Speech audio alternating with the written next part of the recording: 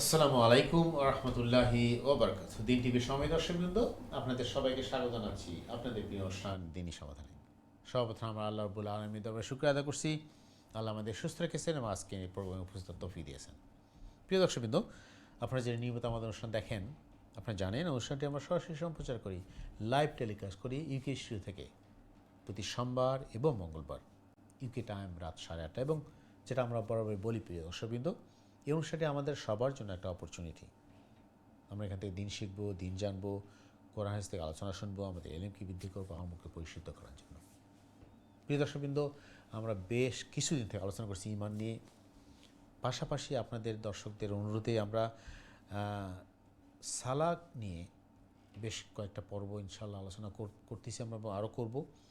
সালার বিভিন্ন কঠিনের বিষয়, মাসলা মাসাইল এবং শুদ্ধ পরিশুদ্ধভাবে সালা আদায়ের যে সুন্নাহ ওয়ে আছে, পদ্ধতি আছে, এগুলো শেখার জন্য। পাশাপাশি সালার সাথে রিলেটেড যে দোয়া দরুদগুলো আছে, মাসলা মাসাইলগুলো আছে, তাসবিহ তাহলিল যেগুলো আছে, আমরা চেষ্টা করব জানার জন্য সুন্নাহ থেকে। আপনারা দয়া করে প্রশ্ন করবেন অথবা মতামত দিবেন সরাসরি লাইনে 02351507 নাম্বার, অথবা যারা ইমেল করতে চান ইমেল করবেন সংক্ষিপ্ত আকারে dini-সমাধান@gmail.com অ্যাড্রেসে। আমি বিনীত অনুরোধ করবি দর্শকবৃন্দ, যেহেতু জানেন আমরা খুব অল্প সময় আমরা অনুষ্ঠানটা করি, গুরুত্বপূর্ণ সময়ে আমরা চেষ্টা করব গুরুত্বপূর্ণ প্রশ্ন, জীবনধর্মী প্রশ্ন, জীবন ঘনিষ্ঠ প্রশ্ন করব, যাতে আমরা সবাই এখান থেকে কিছু উপকৃত হতে পারি, কিছু জানতে পারি, শিখতে পারি এবং আমাদের জীবনকে সুন্দর করতে পারি। ইনশাআল্লাহ আল্লাহ আমাদের সবাই তৌফিক দান করুক। প্রিয় দর্শকবৃন্দ, আজকে আমাদের অনুষ্ঠানে উপস্থিত রয়েছেন বড় মতো আমাদের প্রিয় মেহমান, আমাদের নিয়মিত মেহমান ইমাম খতিব মহতারাম মুফতি হাসান নুরী চৌধুরী সাহেব। আজকে গুরুত্বপূর্ণ আলোচনা আপনাদের প্রশ্নের জবাব দেওয়ার জন্য। আমরা দেরি না করি প্রিয় দর্শকবৃন্দ, সরাসরি চলে যাচ্ছে আমাদের সম্মানিত মেহমানের কাছে ইনশাআল্লাহ। মোহতারাম, আসসালামু আলাইকুম, কেমন আছেন? ওয়ালাইকুম আসসালাম, আলহামদুলিল্লাহ। আলহামদুলিল্লাহ, জাযাকাল্লাহ খাইরান। আপনাকে স্বাগতম বলার মতো এবং শুকরিয়া আদায় করছি, আপনি শত কাজের মধ্যে, শত ব্যস্ততার মধ্যে আমাদের অনুষ্ঠানে এসে, আমাদের স্টুডিও এসে আমাদেরকে কোরআন হাদিস আলোচনা শেখাচ্ছেন। বিভিন্ন ইতিহাস কোরআন থেকে, হাদিস থেকে আমরা জানতে পারতেছি, এবং সর্বোপরি আমরা রিসেন্টলি যে আলোচনাটা করছি সালার সাথে রিলেটেড, যেটা আমাদের খুবই জরুরি একজন মুসলিম হিসাবে, ইমানদার হিসাবে। যেটা আপনি বারবার বলেন যে আমরা যতই নিজেকে ইমানদার বা মুসলিম মনে করি, যদি সালার সাথে আমাদের সম্পর্ক না থাকে, তাহলে আমরা আসলে দাবি করতে পারি না। হয়তো আমরা মুখে বলতে পারবো, কিন্তু আল্লাহর খাতায়, আল্লাহর রেজিস্টারে আসলে আমরা কতটুকু সেটা আল্লাহ ভালো জানেন। তো এই জন্য আমরা আরও আজকে চেষ্টা করবো এরপর আর খুঁটিনি বিষয়ে আলোচনা করার জন্য। তার আগে মোহতারাম অনুরোধ করবো আপনাকে আপনার নসিহত বক্তব্য জানাবেন শুরু করি। জাযাকাল্লাহ খাইর। বারাকাল্লাহু ফিক। আসসালামু আলাইকুম ওয়া রাহমাতুল্লাহি ওয়া বারাকাতুহু। আলহামদুলিল্লাহ ওয়াসসালাতু ওয়াসসালামু আলা রাসূলিল্লাহ। আম্মা বা'দু ফাআউযু বিল্লাহি মিনাশ শাইতানির রাজীম। বিসমিল্লাহির রাহমানির রাহিম। ইন্নাল মুনাফিকিনা ইউখাদি'উনাল্লাহা ওয়া হুয়া খাদি'ুহুম وإذا قاموا إلى الصلاة قاموا كسالى يراءون الناس ولا يذكرون الله إلا قليلا. بارك الله لنا ولكم في القرآن العظيم ونفعنا وإياكم بالآيات والذكر الحكيم. رب اشرح لي صدري ويسر لي أمري واحلل عقدة من لساني يفقه قولي. اللهم صل وسلم وبارك على نبينا محمد وعلى آله وأصحابه أجمعين. আলহামদুলিল্লাহ সুম্মা আলহামদুলিল্লাহ। দিন টিভির দর্শক, ভিউয়ার ভাই বোনেরা, আমরা আপনাদের প্রিয় প্রোগ্রাম দিন ই সমাধান শুরু করতে যাচ্ছি, এবং আমাদের বিজ্ঞ প্রেজেন্টারের উপস্থাপনা অনুযায়ী আমাদের এই অনুষ্ঠানটি হচ্ছে দিন শিখা, দিন জানা এবং দিন বোঝার অনুষ্ঠান। তো আল্লাহ সুবহানাহু তাআলা আমাদেরকে তৌফিক দান করুক, যাতে আমরা সঠিকভাবে জানতে পারি, সঠিকভাবে আমল করতে পারি, এবং আমরা আমাদের নাজাতের মাধ্যম হিসাবে আমরা আমলকে উপস্থাপন করতে পারি। সম্মানিত প্রিয় দর্শক ভাই বোনেরা, আসল বিষয় হচ্ছে সালাহ এমন একটি ইবাদা, যে ইবাদাটা যদি কেউ না করে তাহলে বোঝা যাচ্ছে সে আল্লাহকে অস্বীকার করছে। কারণ আল্লাহর রসুল বলেছেন, মুসাল্লি ইউনাজি রব্বাহ, যখন বান্দাবান্দি সালাতে দাঁড়ায়, সালা আদায় করে, তখন সে তার রবের সাথে কথোপকথন করে, কথা বলে। এখন কেউ যদি সালা আদায় না করে, তখন তার রবের সাথে তার সম্পর্ক বিচ্ছিন্ন হয়ে যায়, সম্পর্ক তার থাকে না। এই জন্য সালা অত্যন্ত গুরুত্বপূর্ণ একটি ইবাদা। দ্বিতীয় যে বিষয়টি হচ্ছে রবিউল আউয়াল মাস, রসুল করিম সাল্লাল্লাহু আলাইহি সাল্লামের জন্ম এবং ইন্তেকালের মাস। এই মাসটি খুবই গুরুত্বপূর্ণ। এবং রসুল করিম সাল্লাল্লাহু আলাইহি ওয়াসাল্লাম দুনিয়াতে আগমনের মূল উদ্দেশ্য হচ্ছে আমাদেরকে দিন শিক্ষা দেওয়া, আখিরাত শিক্ষা দেওয়া। রসুল আসেন নাই আমাদেরকে বিজ্ঞান শিক্ষা দেওয়ার জন্য, কোরআন আসে নাই বিজ্ঞান শিক্ষা দেওয়ার জন্য। অনেক এই ধরনের মানে আপনার বিভিন্ন প্রশ্ন উত্থাপন করে যে কোরআনে যদি সব থাকে তাহলে কোরআনে বিজ্ঞান নাই কেন? কোরআন বিজ্ঞান শিক্ষা দেওয়ার জন্য আসে নাই, কারণ বিজ্ঞান শিখতে হলে আপনাকে কোরআন প্রয়োজন নাই, নবী রসুল প্রয়োজন নাই। এটা মানুষের আপনার ব্রেইন, মানুষের বিবেকই যথেষ্ট। কারণ জ্ঞান বিজ্ঞান এগুলো তৈরি হয়েছে মানুষের বিবেক দিয়া। এমনকি আপনি যদি চিন্তা করেন তাহলে আল্লাহর সৃষ্টির মধ্যে মৌমাছি এবং আপনার রেশম পোকা, তারা যেভাবে আপনার এই মধু মৌমাছি কী করে আপনার তৈরি করে, এবং রেশম পোকায় যেভাবে আপনার সিল্ক তৈরি করে, এবং বাবুই পাখি যেভাবে আপনার তার বাসা তৈরি করে, দুনিয়ার সব বিজ্ঞানী ফেল। সুতরাং বিজ্ঞান শিক্ষা দেওয়ার জন্য নবী রসুলের দরকার নেই, কোরআনের দরকার নেই। নবী রসুল আসছেন যেটা আমাদের মানে আপনার এই পঞ্চ ইন্দ্রিয়, চক্ষু, কর্ণ, নাসিকা, জিহ্বা, ত্বক এবং ব্রেইন, এইটাই যাকে আঁচ করতে পারবে না, ধরতে পারবে না। যেমন কবরের আযাব, হাসর, নশর, অল বাসি বাদাল মৌত, মৃত্যুর পরে আবার পুনর্জীবন আছে, আসল জীবন আছে, এইটাকে বোঝানোর জন্য কোরআন আসছে এবং নবী রসুল আসছেন। তো সম্মানিত দর্শক ভিউয়ার ভাই বোনেরা, আমরা সালাহ নিয়ে আলোচনা করছি। আল্লাহ সুবহানাহু তাআলা বলতেন সালাহ যারা পড়ে না তারা তো সবচেয়ে বড় দুর্ভাগা, কিন্তু সালাহ যারা পড়ে তাদের মধ্যে কয়েক ভাগ আছে। তোর মধ্যে একটা ভাগ হচ্ছে মুনাফিকের সালাহ। মুনাফিকের সালাহ আল্লাহ বলছেন ইন্নাল মুনাফিকিনা ইউখাদিউনাল্লাহু ওয়া খাদিউহুম, নিশ্চয় মুনাফিকরা মনে করে তারা আল্লাহ সুবহানাহু তাআলাকে ফাঁকি দিয়ে তারা ওই হাসরের ময়দানে পার পেয়ে যাবে। যেভাবে দুনিয়াতে তারা অনেক সময় মুসলিম উম্মাকে ফাঁকি দেয় এবং নিজেকে বুদ্ধিমান মনে করে, তো আল্লাহ সুবহানাহু তাআলা বলছেন আল্লাহকে ফাঁকি দেওয়া তো অসম্ভব, বরং তারা তাদের নিজেদেরকেও কী করছে, ফাঁকি দিচ্ছে। তারা বুঝছে না, তাদেরকে তারা ধোঁকা দিচ্ছে, তারা ধোঁকা খাচ্ছে। ইন্নাল মুনাফিকিনা ইখাদিউনাল্লাহু ওয়া খাদিউহুম ওয়া ইযা কামু ইলাস সালাতি কামু কুসালা। এবং আয় রসুল আপনি দেখবেন তারা যখন নামাজে দাঁড়াবে তখন তারা নামাজের মধ্যে অমনোযোগী থাকে। তাহলে নামাজের মধ্যে অমনোযোগী থাকা, অন্য মনস্ক থাকা, অথবা দুনিয়ার প্রতি নামাজের ভিতরে মনোনিবেশ করা, এটা মুনাফিকের চরিত্র। ওইদা কামু ইলাস সালাতি কামু কুসালা, এবং তারা অমনোযোগী থাকে। ইউরাউনান নাসা, কারণ তাদের মূল উদ্দেশ্য হচ্ছে সালাত আদায় করা নয়, এটাকে সওয়াব করা, মানুষের কাছে সে যে ভালো মানুষ এটা প্রকাশ করা। তারা আল্লাহর সন্তুষ্টির জন্য করে না, এই জন্য তারা অমনোযোগী থাকে। ইউরাউনান নাস ওয়া ইয়াযকুরুনাল্লাহা ইল্লা কালিলা, এবং সালার ভিতরে তারা জিকির খুবই কম করে, জিকির করে না, তাসবিহ তাহলিল করে না। সুতরাং আমাদের সালার মধ্যে যদি আমরা অমনোযোগী থাকি, অথবা আমাদের সালার মধ্যে যদি আমরা জিকির আজকার তাসবিহ তাহলিল কম করি, তাহলে এটি হয়ে যাবে মুনাফিকের নামাজ। আল্লাহ আমাদেরকে হেফাজত করুক। তো আমরা যে আলোচনা করছিলাম গত কয়েক পর্বে কিয়াম বা দাঁড়ানোর বিষয়গুলো আমরা আলোচনা করছি। আজকে আমরা রুকু নিয়ে আলোচনা করব।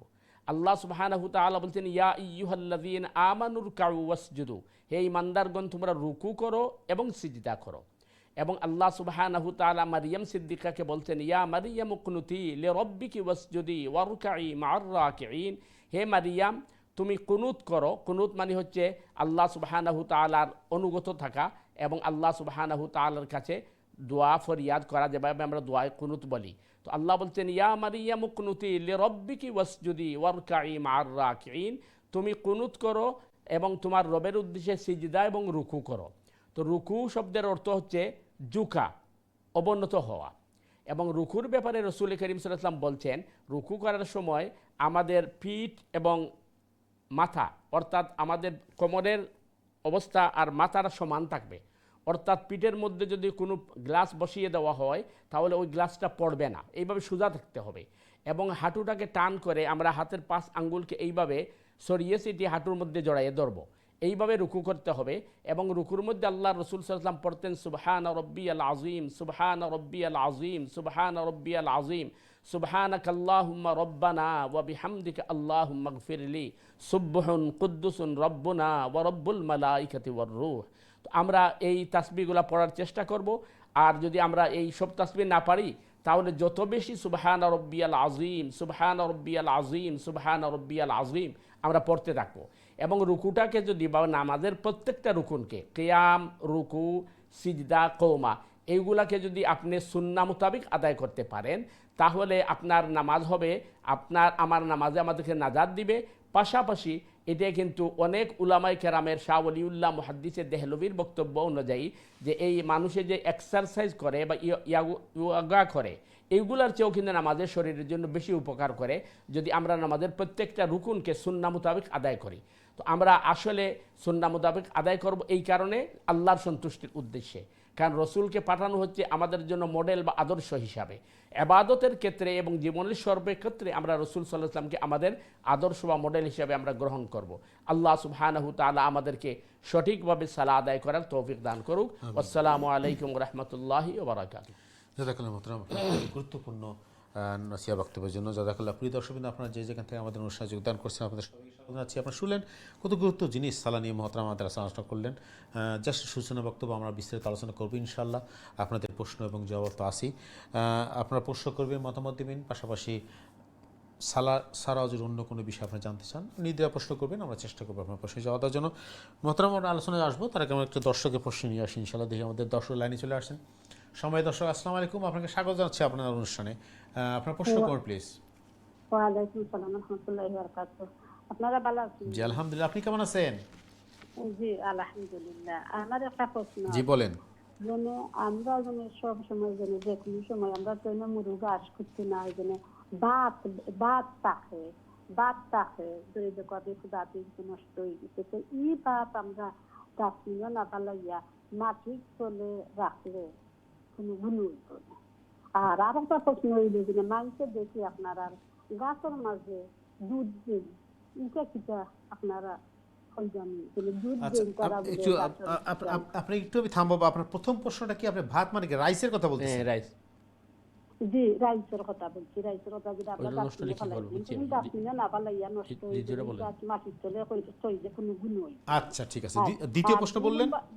2 নম্বর প্রশ্ন, মানুষের দেখছে কত মানুষের গাছ করোন, কদু উড়ি রইন, ওটার মাঝে দুধ দিই, যে এটা কিটা আপনার দিলে একটা গাছের বলে সার হয়। আচ্ছা ঠিক আছে, আচ্ছা গাছের মধ্যে দুধ দাও। আচ্ছা ঠিক আছে, আসসালামু আলাইকুম। দেখলাম, অনেক সুন্দর, ধন্যবাদ আপনাকে সুন্দর প্রশ্নের জন্য। জি মোহতারাম, প্রশ্ন বুঝতে পারছেন যে প্রথমটা হলো বাতের ব্যাপারে। জি জি, আপনার প্রথম প্রশ্ন হইল যে বাত যেগুলো আমরা খাই, এই বাতটা অনেক সময় মানে অতিরিক্ত রান্না বান্না করলে অবশিষ্ট থাকে এবং বাতটা নষ্ট হয়ে যায়। তো বাত যখন নষ্ট হয়ে যায় তখন এই ভাতটারে আমরা কী করবো, এটা হইলো আপনার প্রশ্ন। তো আপনি ওরা মাটির নিচে যে পুতিয়া রাখি লাওয়া হয়, তাইলে এটা কোনো অসুবিধা নেই। প্রথম জিনিস হইল যে আসলে অপচয় তো এটা মানে গুনাহ। আমরা মনে করো যে বাত আমরা রান্ধি বা খাই, এর মাঝে অবশিষ্ট বাত যদি রয়, তাইলে ইচ্ছা করলে আমরা এটারে মনে করুকা অনেকেই পানি দিয়ে পান্তা ভাত খাই, এটার পান্তা ভাত হিসাবে আমরা খাই নিলে আল্লাহর রিজিকটাকে আমরা নষ্ট করলাম না। 2 নম্বর হইল যে যদি দেখা যায় এরপরেও তো ওইতে পারে অনেক সময় হয়তো খেয়াল এর বশত নষ্ট হয়ে গেছে, বাদ যদি নষ্ট হয়ে যায় তাইলে আপনি এই পাখি বা অন্য কিছুর যদি সুবিধা থাকে দিলেইতে পারেন, যদি মানে আপনার এই রাষ্ট্রীয় কোনো নিষেধাজ্ঞা না থাকে। পাখি বা পশু পাখি ইত্যাদিরে দিলাইলে তারা খাইলিল, এটা নষ্ট হইল না। 3 নম্বর হইল যে মাটির নিচে বিনর মাঝে ফালানি আর মাটির নিচে পুঁতিয়া রাখা সেম থিং, কোনো অসুবিধা নাই। কারণ মাটির নিচে আপনি যদি পুঁতিয়া রাখেন এটাও কিন্তু এটা নষ্ট হয়ে যাব, পরে মাটি হয়ে যাব। বিন রাখলেও তারা ডাস্টবিনও ফালাই দিব সমান। সুতরাং মানে সবচেয়ে উত্তম হইব যে যদি বাত নষ্ট না হওয়ার লাগে হয় ফ্রিজও রাখলা অথবা পান্তা ভাত মানে যে খাইলেন, এটা হলো বালা। আর যদি দেখা যায় যে আসলেই নষ্ট হয়ে গেছে, তাইলে তো আর কিছু করণীয় নাই, যদি অন্য কোনো রাস্তা না থাকে, তাইলে আপনি বিঘ্ন ফেলাইলে গুণ হইতো না ইনশাআল্লাহ। তবে এটার অভ্যাস বানানো যাইতো না যে প্রত্যেকদিন বাত নষ্ট হইব, প্রত্যেকদিন আমরা বাতের নষ্ট করবো, এটা একটা অপচয় হইব, আর অপচয় কিন্তু গুনাহ। 2 নম্বর যেটা আপনি জানতে চাইছেন যে অনেকে গাছের মধ্যে দুধ ডালেন, যে গাছের মধ্যে দুধ ডাললে ফসল বালা হয় অথবা গাছ বালা হয়। আসলেই যদি দেখা যায় যে কেউ মানে অভিজ্ঞতা অথবা বিজ্ঞানসম্মত দেখা গেছে এই জিনিসটা যে দুধ দিলে ফসল ভালো হয় অথবা গাছ ভালো হয়, যেমন কোনো কোনো ক্ষেত্রে দেখা গেছে যে ডিম দিলে গাছের বল আয় অথবা অনেকে ফসা কাটল ইত্যাদি দেয়। সুতরাং এই ক্ষেত্রে কিন্তু আপনি দুধ যদি ডালন গাছ ও ফসলের লাগি, এটা গুনাহ হওয়ার কথা নাই, কারণ এই জিনিসটা তো আপনি মানে একটা বালা খামের লাগি দেরা। আর আল্লাহ সুবহানাহু তাআলা কইছেন দুধ হইল এটা আল্লাহ সুবহানাহু তাআলার বড় নিয়ামত। সুতরাং আপনি যদি গাছের ফসল হয় জানেন, অভিজ্ঞতা থাকে, আর আপনার মানে জানা থাকে তাইলে এটা দেওয়ার মাঝে কোনো গুনাহ নাই। আল্লাহু আ'লাম বিস-সাওয়াব। জাযাকাল্লাহু খাইরান। খুবই গুরুত্বপূর্ণ আমাদের দৈনন্দিন জীবনের সাথে রিলেটেড আমাদের সম্মানিত মেহমান সুন্দর প্রশ্ন করছে। আসলে একটা জিনিস আমি দেখছি মহতরাম, আমাদের স্পেশালি আমাদের কমিউনিটি দেখবেন যে এই ভাত রান্নার ব্যাপারে আমরা অযথা এক্সট্রা রান্না করি। জি জি। আচ্ছা, ভাত রান্না করতে কত সময় লাগে?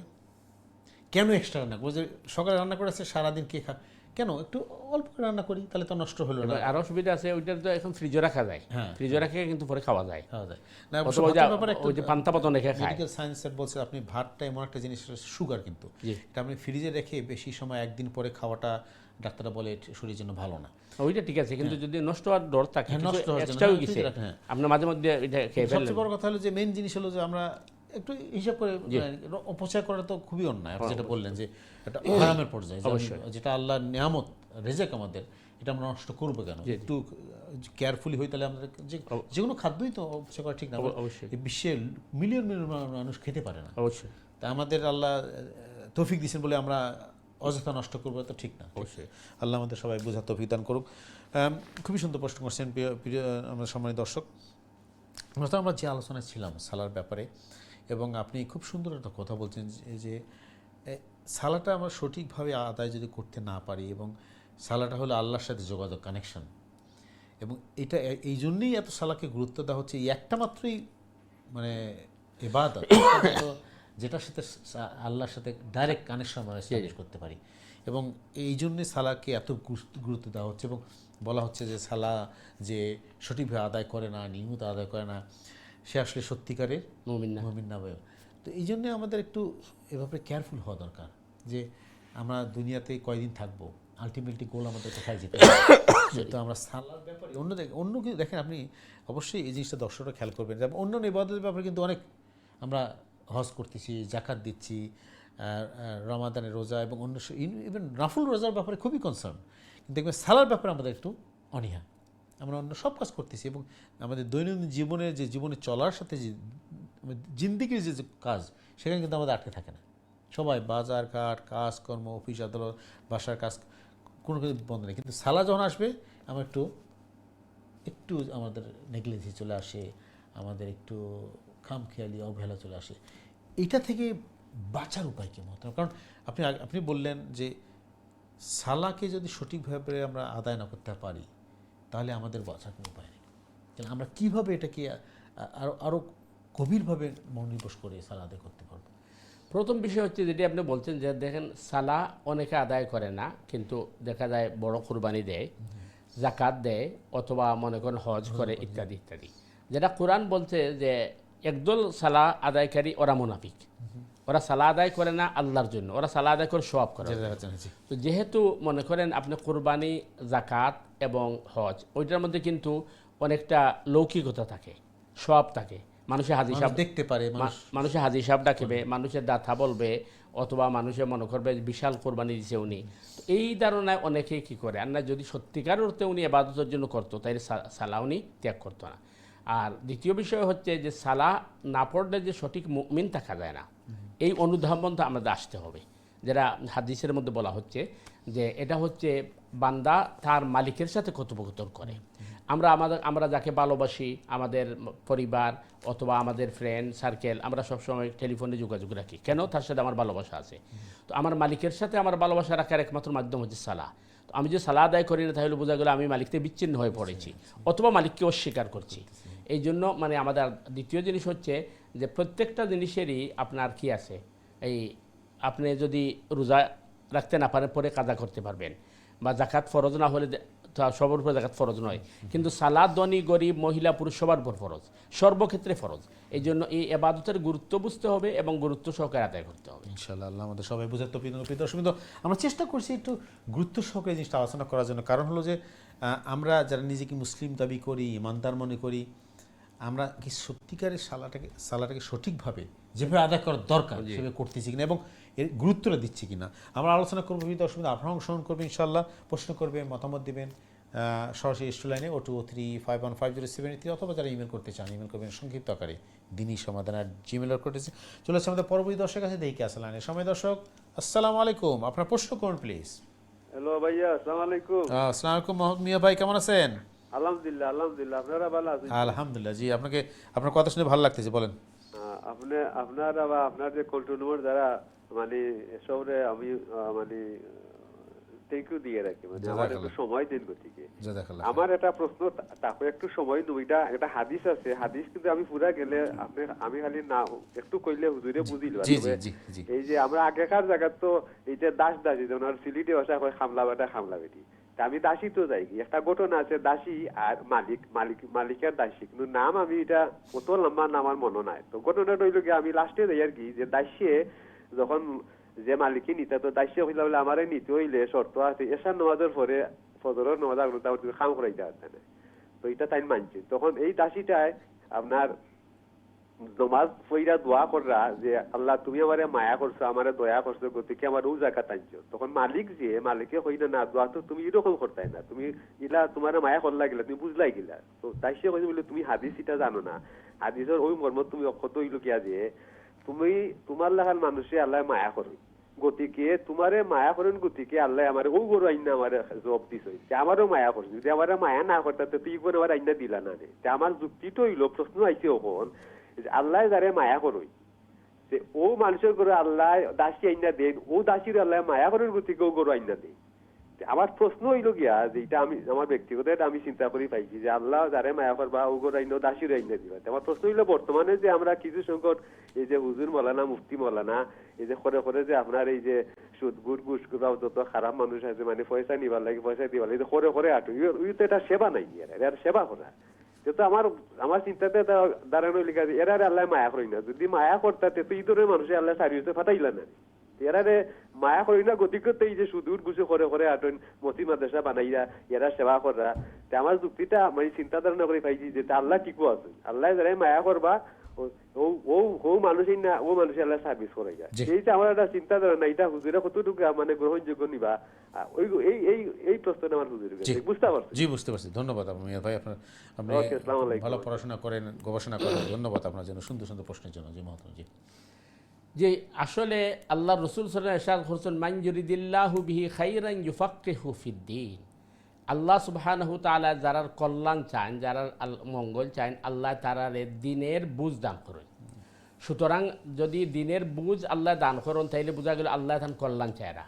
একইভাবে আপনি যে দাসীর ঘটনা হয়েছেন, একজন মানুষের যদি তার জীবনের উন্নতি অথবা সুযোগ সুবিধা পায়, তাইলে বোঝা গেল আল্লাহ সুবহানাহু তাআলা তার উপরে সন্তুষ্ট, তার আল্লাহর নিয়ামতরে বুক করেন। এর অর্থ এই না যে কেউ যদি কষ্ট থাকে তা আল্লাহ অসন্তুষ্ট। অনেক সময় আল্লাহ কিন্তু পরীক্ষা নেওয়ার লাগি নেক বান্দা হলে আল্লাহ কষ্ট ফালান, যেরকম নবী রসুলের উপরে হইছে। এখন কত হইলে আপনি যেটা কইছেন যে অন্যায় যেটা, এটা হুজুরে সরুকা আর আলিমে সরুকা আর যেই সরুকা অন্যায় অন্যায় হই। সুতরাং এটারে আপনি হুজুরে করলে যে সঠিক এটা খোয়া যাইতো নাই। 2 নম্বর বিষয় হইল যেটা আপনি কইছেন যে হুজুরে খেলে অনেক সময় করেন কি হারাম কোর অথবা যারা হারাম উপার্জন করে তার পিছনে পিছনে গুড়ইন, এটা অনেক হয়তো দুনিয়ার লোভের কারণে অনেকে ঐতো পারে। এটা থেকে আল্লাহ হেফাজত করুক। নাম্বার 2 হইল যে আপনি আমি যখন একজন মুমিনের কাছে যাইমু, একজন মুমিন ইমানদারে তো হারাম উপার্জন করার কথা নাই, এবং আল্লাহ রসুলের কইছেন জান্নুল মুমিনিনা খায়রা, প্রত্যেক মুমিনের প্রতি তোমরা উত্তম ধারণা পোষণ করো। তো আমি উত্তম ধারণা পোষণ করি একজন মুমিনের কাছে যাই, আর যাওয়ার পরে যদি উনি আমার দান খয়রাত করেন, আমার অজান্তে যদি এটা হারাম পয়সা হয়, আমি গুনাহগার নাই। কিন্তু আমি জানি না শূন্য যদি আমি হারাম পয়সা লাগে তার কাছে চাই বা হারাম পয়সা গ্রহণ করি, তাহলে অবশ্যই আমি গুনাহগার। আল্লাহ সুবহানাহু তাআলা আমরারে বুঝার তৌফিক দান করুক এবং সঠিক পথ আমরা বাছাই করার তৌফিক দান করুক। আমিন আমিন, জাযাকাল্লাহ খাইরান। আমরা চলে যাচ্ছি আমাদের পরবর্তী দর্শক আছে, দেখি কে আছেন সময়। দর্শক আসসালামু আলাইকুম, আপনার প্রশ্ন করুন প্লিজ। আসসালামু আলাইকুম রাহমাতুল্লাহ। ওয়ালাইকুম আসসালাম রহমতুল্লাহ। জি ভাই, কেমন আছেন? জি আলহামদুলিল্লাহ, আপনি ভালো আছেন? জি আলহামদুলিল্লাহ। জি আপনার প্রশ্ন বলেন ভাই প্লিজ। জি হুজুর, আমি নামাজ সম্পর্কে একটা প্রশ্ন করতে চাই। প্লিজ বলেন। আমি কালকে দেখলাম ইউটিউবেতে হুজুরে বলতেছেন, একজন শায়েখে বলতেছেন, যখন আমরা মনে করেন জোহরের নামাজ পড়া হয়ে গেছে জমাত, আসরের নামাজের রক্ত আমি গিয়া দেখলাম আসরের নামাজ শুরু হয়ে গেছে। এখন আমি আসরের নামাজ জমাতে পড়বো না আমি জোহরের নামাজ আমার পড়া হয়েছে ওই নামাজটা আমি আসরের পক্ষে আদায় করার পরে আমি আসরের নামাজ পড়বো? উনি বলতেছেন যে আমরা যে জোহরের নামাজ যার পড়া হয়েছে উনি এই আসরের রক্তে গিয়া যদি দেখেন জমাত খাড়া হয়ে গেছে, জমাতের সাথে উনি জোহরের নামাজ পড়বেন। জোহরের নামাজ পড়ার পরে উনি আসরের নামাজ পড়বেন। আচ্ছা, জি, আপনি আমার কথা বুঝছেন? প্রশ্ন একদম ক্লিয়ার ভাই আপনার কাছে। আর কোনো প্রশ্ন আছে আপনার? না, ওইটাই আমি জানতে চাই। আমি জি। কনফিউজ হয়ে গেছি। আমি 2 দিন কিন্তু এইভাবে আসরের নামাজ আমি পড়িয়া নিতে আগে। আচ্ছা, ঠিক আছে, আপনার প্রশ্ন বুঝতে পারছি। আমরা ইনশাআল্লাহ আপনার প্রশ্নের জবাব দিচ্ছি। আপনি দয়া করে টিভিতে অনুষ্ঠান দেখে থাকবেন ইনশাআল্লাহ। ওকে, জাযাকাল্লাহ খাইরান। ধন্যবাদ ভাই, খুবই গুরুত্বপূর্ণ এবং সুন্দর প্রশ্ন করার জন্য। এই জিনিসটা আমাদের অনেকেরই হয়, যেরকম অনেক সময় জোহরের কাজে বা অনেক কারণে জোহরের নামাজ আদায় করতে পারিনি, কিন্তু যখন আসরের নামাজে পড়তে গেছি দেখি যে আসর জামা শুরু হয়ে গেছে, এখন আমি কী করবো? যে মতামত প্লিজ। জি ভাই, আসলে বিষয়টা মানে ফিকহি মাসআলাটা হইল যে জোহরের নামাজ বা যে কোনো নামাজ আপনার কাজা হয়ে গেছে, এই নামাজটা যদি কাজা হয় তাইলে আপনি পরবর্তী ওক্তের যে নামাজ পড়বা, আপনি তো আগে কাজা আদায় করবা, এরপরে পরবর্তী ওক্তের নামাজ আদায় করবা। সিরিয়াল ঠিক রাখতে হইব, তার টিপ ঠিক রাখতে হইব। এবং যারা নিয়মিত মুসল্লি, অর্থাৎ যার জীবনের মধ্যে কাজা নামাজ নাই, তো খাজা নামাজ নাই বলতে মানুষের খাজা হইতে পারতে, কিন্তু এটার দেন পড়ে দিছেন জমা খাজা নামাজ নাই, এই মানুষের লাগি সিরিয়াল ঠিক রাখা হইল ওয়াজিব। আপনি অক্তের নামাজ অক্তে পড়তে হইবা। আর কিছু মানুষ আছে দুর্ভাগ্য, এটা আমরা দেশে হয়তো 15-20 বছর নামাজ পড়ছেন না, হাজার হাজার বছর বা শত শত অক্ত খাজা আছে, তার লাগি তো কোনো সিরিয়াল হয় নাই, সিরিয়াল দেন রক্ষা করতে পারত নাই। তো স্বভাবত মাস আলা হইল যেহেতু নামাজরে আপনি সিরিয়াল ঠিক রাখতা এবং তার তিপ ঠিক রাখতা। এখন জোহরের নামাজ যদি কাজা হয়ে যায় তাইলে আপনি জোহর তো ইয়া তো আসর পড়তে পারবা না, আসর যদি ফড়ি লাইন তাইলে আপনি জোহর কোন সময় পড়বা। এই ক্ষেত্রে দুইটা মানে মত পাওয়া যায় ইমামগণের। ইমাম আবু হানিফা রহমতুল্লাহ আলহের মত বা হানাফি মাযহাবের মত হইছে আপনি জোহর আগে পড়তে হইব, এরপরে আপনি আসর পড়তে হইব। আর আপনি যদি আগে আসর পড়ি লাইন তাইলে পরে জোহর কাজা করবা, এটা ঠিক নাই। কিন্তু আরও ইমামখলের মত হইল যেটা আপনি কইছেন, আপনি গিয়া দেখছেন মসজিদ আসরের একামত হয়ে গেছে, কিন্তু আপনি জোহরের নামাজ পড়ছেন না, এখন আপনার করণীয় কিতা? তো তারার বক্তব্য হইল যে আপনি জোহরের নিয়তে আপনি খাড়া হয়ে যাবা ইমামের পিছনে। ইমামে তো আসর ফড়ায়রা, আপনি জোহর পড়বা ইমামের পিছনে। তো জোহরটা আপনার জামাতের সাথে আদায় হয়ে যাব, আর এরপরে আপনি আসরটারে একা একা পড়ে নিবা। এখন প্রশ্ন হইল, ইমাম আবু হানিফা রহমতুল্লাহ আলের মত হইল যে যেহেতু ইমাম আর মুক্তদি দুজনের কিন্তু মধ্যে বিরোধ হইতে পারত নাই, ইমামের নিয়ত যেহেতু আসরের আর আপনার নিয়ত জোহরের, সুতরাং হানাফি মাযহাবের মতে এই নামাজ সঠিক হইত নাই। কিন্তু বাকি মাযহাবে হয় না, ইমাম আর মুক্তদির মধ্যে মতবিরোধ হইতো না। এর মিনিং হইল মুক্তদি কোনো সময় ইমামের আগে এক রুকুন থেকে আরো রুকুনে যাইতো না, অর্থাৎ আপনি রুকুতে আগে যাইতা না, রুকু থেকে আগে উঠতা না, সিজদাতে আগে যাইতা না, সিজদা থেকে আগে উঠতা না। বাকি যেটা আছে যে ইমাম সাহেব আসরের নামাজ পড়া ঠিক আছে, আপনি যেহেতু জোহর পড়রা আপনার নিয়তের উপরে জোহর আদায় হইব। আর জোহরটা আপনি যেহেতু কাজা হয়ে গেছে আগে পড়েই লিলা, আর পরে আপনি আসরের জামাত শেষ হওয়ার পরে আপনি একা একই জোহর পড়ে লিবা। সুতরাং এটা জায়েজ আছে, কারণ এটা হইল ফিকহি মাসলা, এটার মধ্যে কোনো অসুবিধা নাই, আপনি কি করতে পারবা। তবে সবচেয়ে বড় জিনিস হইল ইচ্ছাকৃতভাবে আমরা নামাজের কাজা করতাম না বা কাজা করার অভ্যাস বানাইতাম না। আল্লাহ সুবহানাহু ওয়া তাআলা বুঝার তৌফিক দান করুন। ধন্যবাদ ভাই আপনার সুন্দর প্রশ্নের জন্য। আমরা নতুন একটা জিনিস শিখলাম। একটা জিনিস মাত্র পরে যে আপনি মাসালাটার কথা বললেন, যেটা এটা একটু যুক্তিটা বেশি স্ট্রং। কেন দেখেন, আমরা যদি মুসাফির নামাজটা পড়ি, সালাত আদায় করি, ইমাম যদি মুসাফির না হয় তাহলে কিন্তু আমরা ইমাম 4 রাকাত নামাজ পড়তেছেন, কিন্তু আমরা তার মুসাফির হলে আমাকে 4 রাকাত পড়তে হবে। কিন্তু যদি মুসাফির যদি ইমাম হয়, উনি কিন্তু 2 রাকাত পড়বেন, কিন্তু তার তার তার তার আন্ডারে যারা মুক্তাদি সে কিন্তু 4 রাকাত নামাজ পড়তে হবে। তাহলে মানে কি, ইমামের নিয়তের সাথে মুক্তাদির নিয়তের পার্থক্য হলে সমস্যা নেই। আপনি যদি আপনার নিয়ত করবেন, ইমাম নিয়ত করবেন ইনশাল্লাহ। আমরা আরও যদি সময় থেকে আলোচনা করবো এই ব্যাপারে। ধন্যবাদ আমরা যাচ্ছি আমাদের সম্মানিত দর্শকে সুন্দর প্রশ্নের জন্য। প্রিয় দর্শক, কিন্তু আপনারা দেখছেন আপনাদের প্রিয় অনুষ্ঠান দিনই সমাধান, আপনাদের প্রশ্ন ও জিজ্ঞাসা মতামত নিয়ে আমাদের অনুষ্ঠান। আমরা প্রশ্ন করবেন, মতামত দিন ইনশাল্লাহ। আমরা চেষ্টা করবো আপনাদের প্রশ্নের জবাব দেওয়ার জন্য। আমাদের আলোচনা আছে, আলোচনা অনুষ্ঠান করবেন। তার আগে আমরা ছোট্ট বিরতি যাচ্ছি। প্রিয় দর্শকবৃন্দ, বিরতির পরে আবারও ফিরে আসবো ইনশাল্লাহ। ততক্ষণ আমাদের সাথেই থাকুন। আসসালামু আলাইকুম রহমতুল্লাহি ওয়া বারাকাতুহু।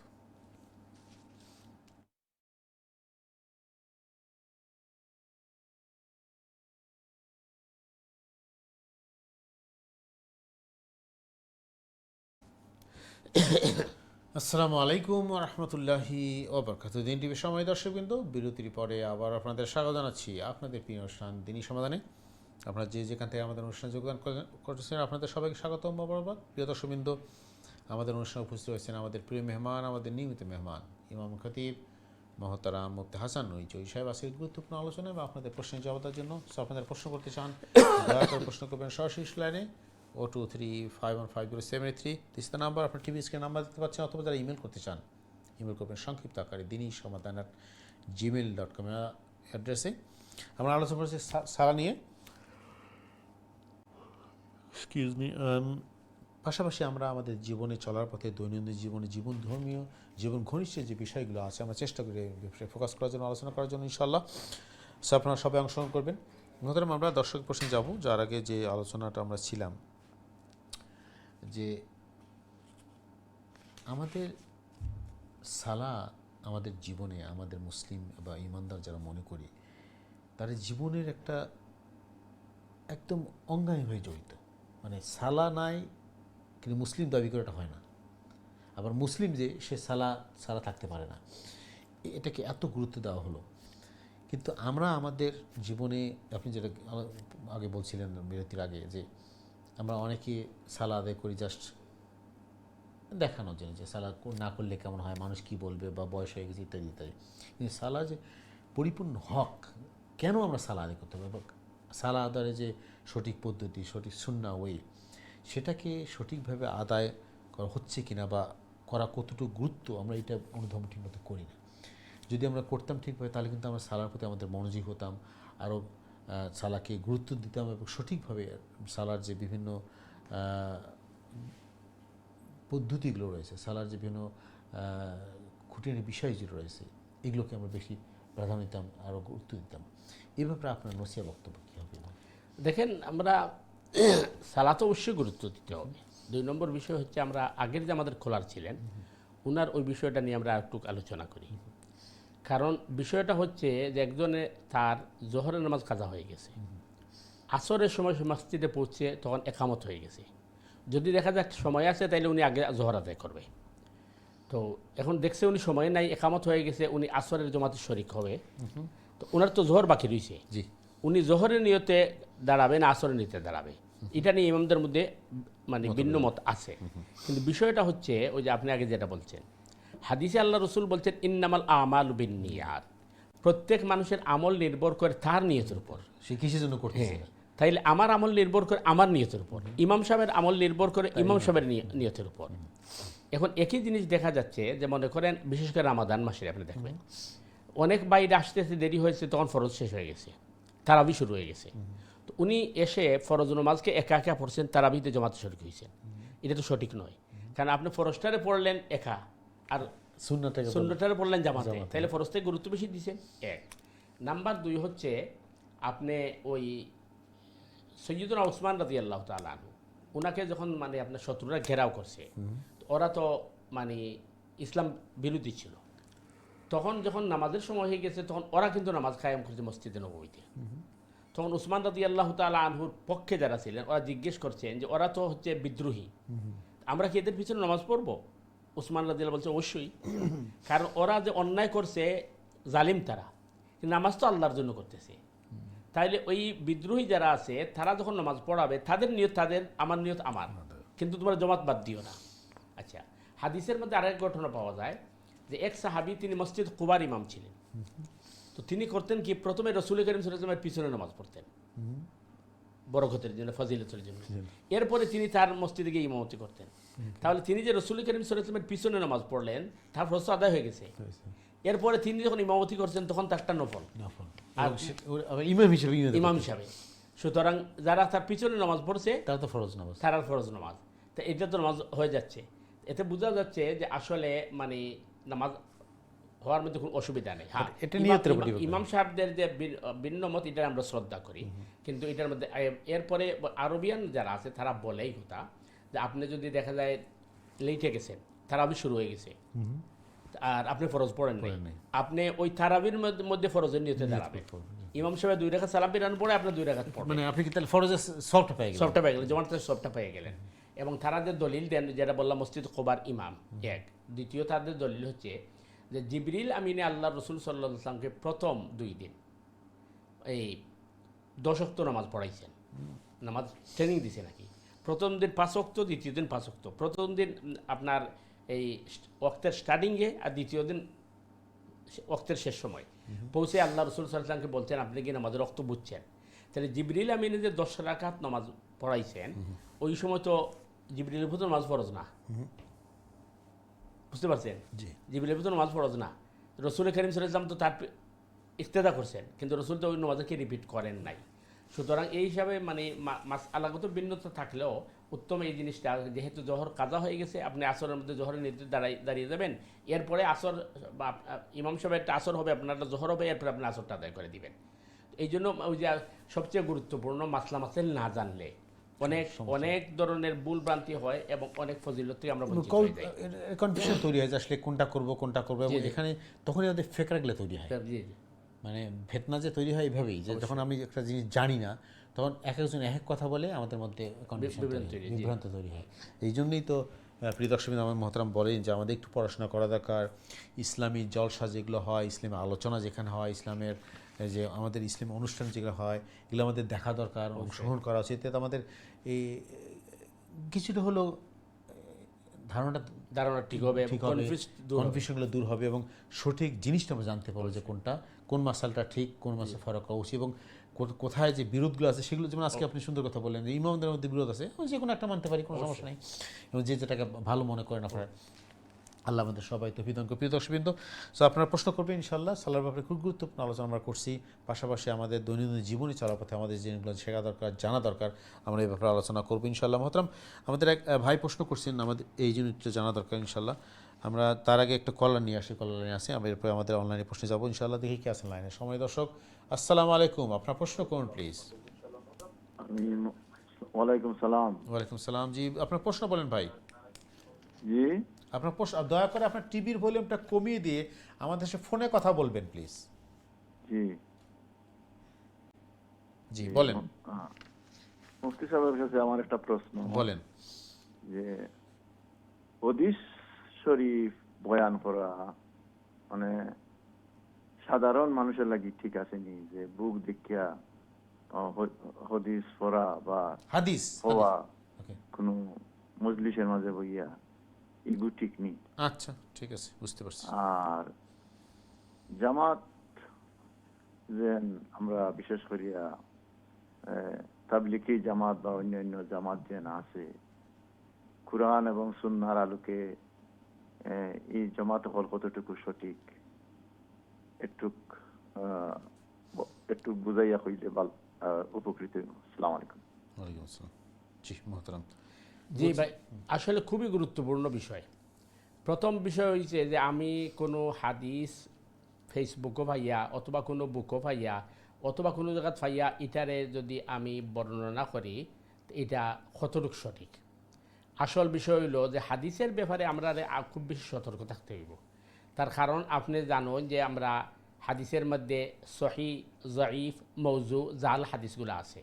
এর কারণে মুহাদ্দিসিনে কেরামে হাদিসরে বাছাই করতে গিয়া অনেক কষ্ট করছেন এবং হাজার হাজার মুহাদ্দিসিনে কেরাম হাদিস নিয়ে গবেষণা করছেন।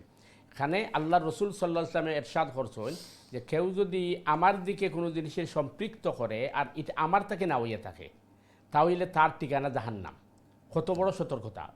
সুতরাং আমি যে হাদিসটা বর্ণনা করব, এই হাদিসটা আসলে হাদিস না হয় অথবা এটা যদি আপনার জাল হাদিস হয়, তাইলে আমি কিন্তু জাহান্নামে হয়ে যাব।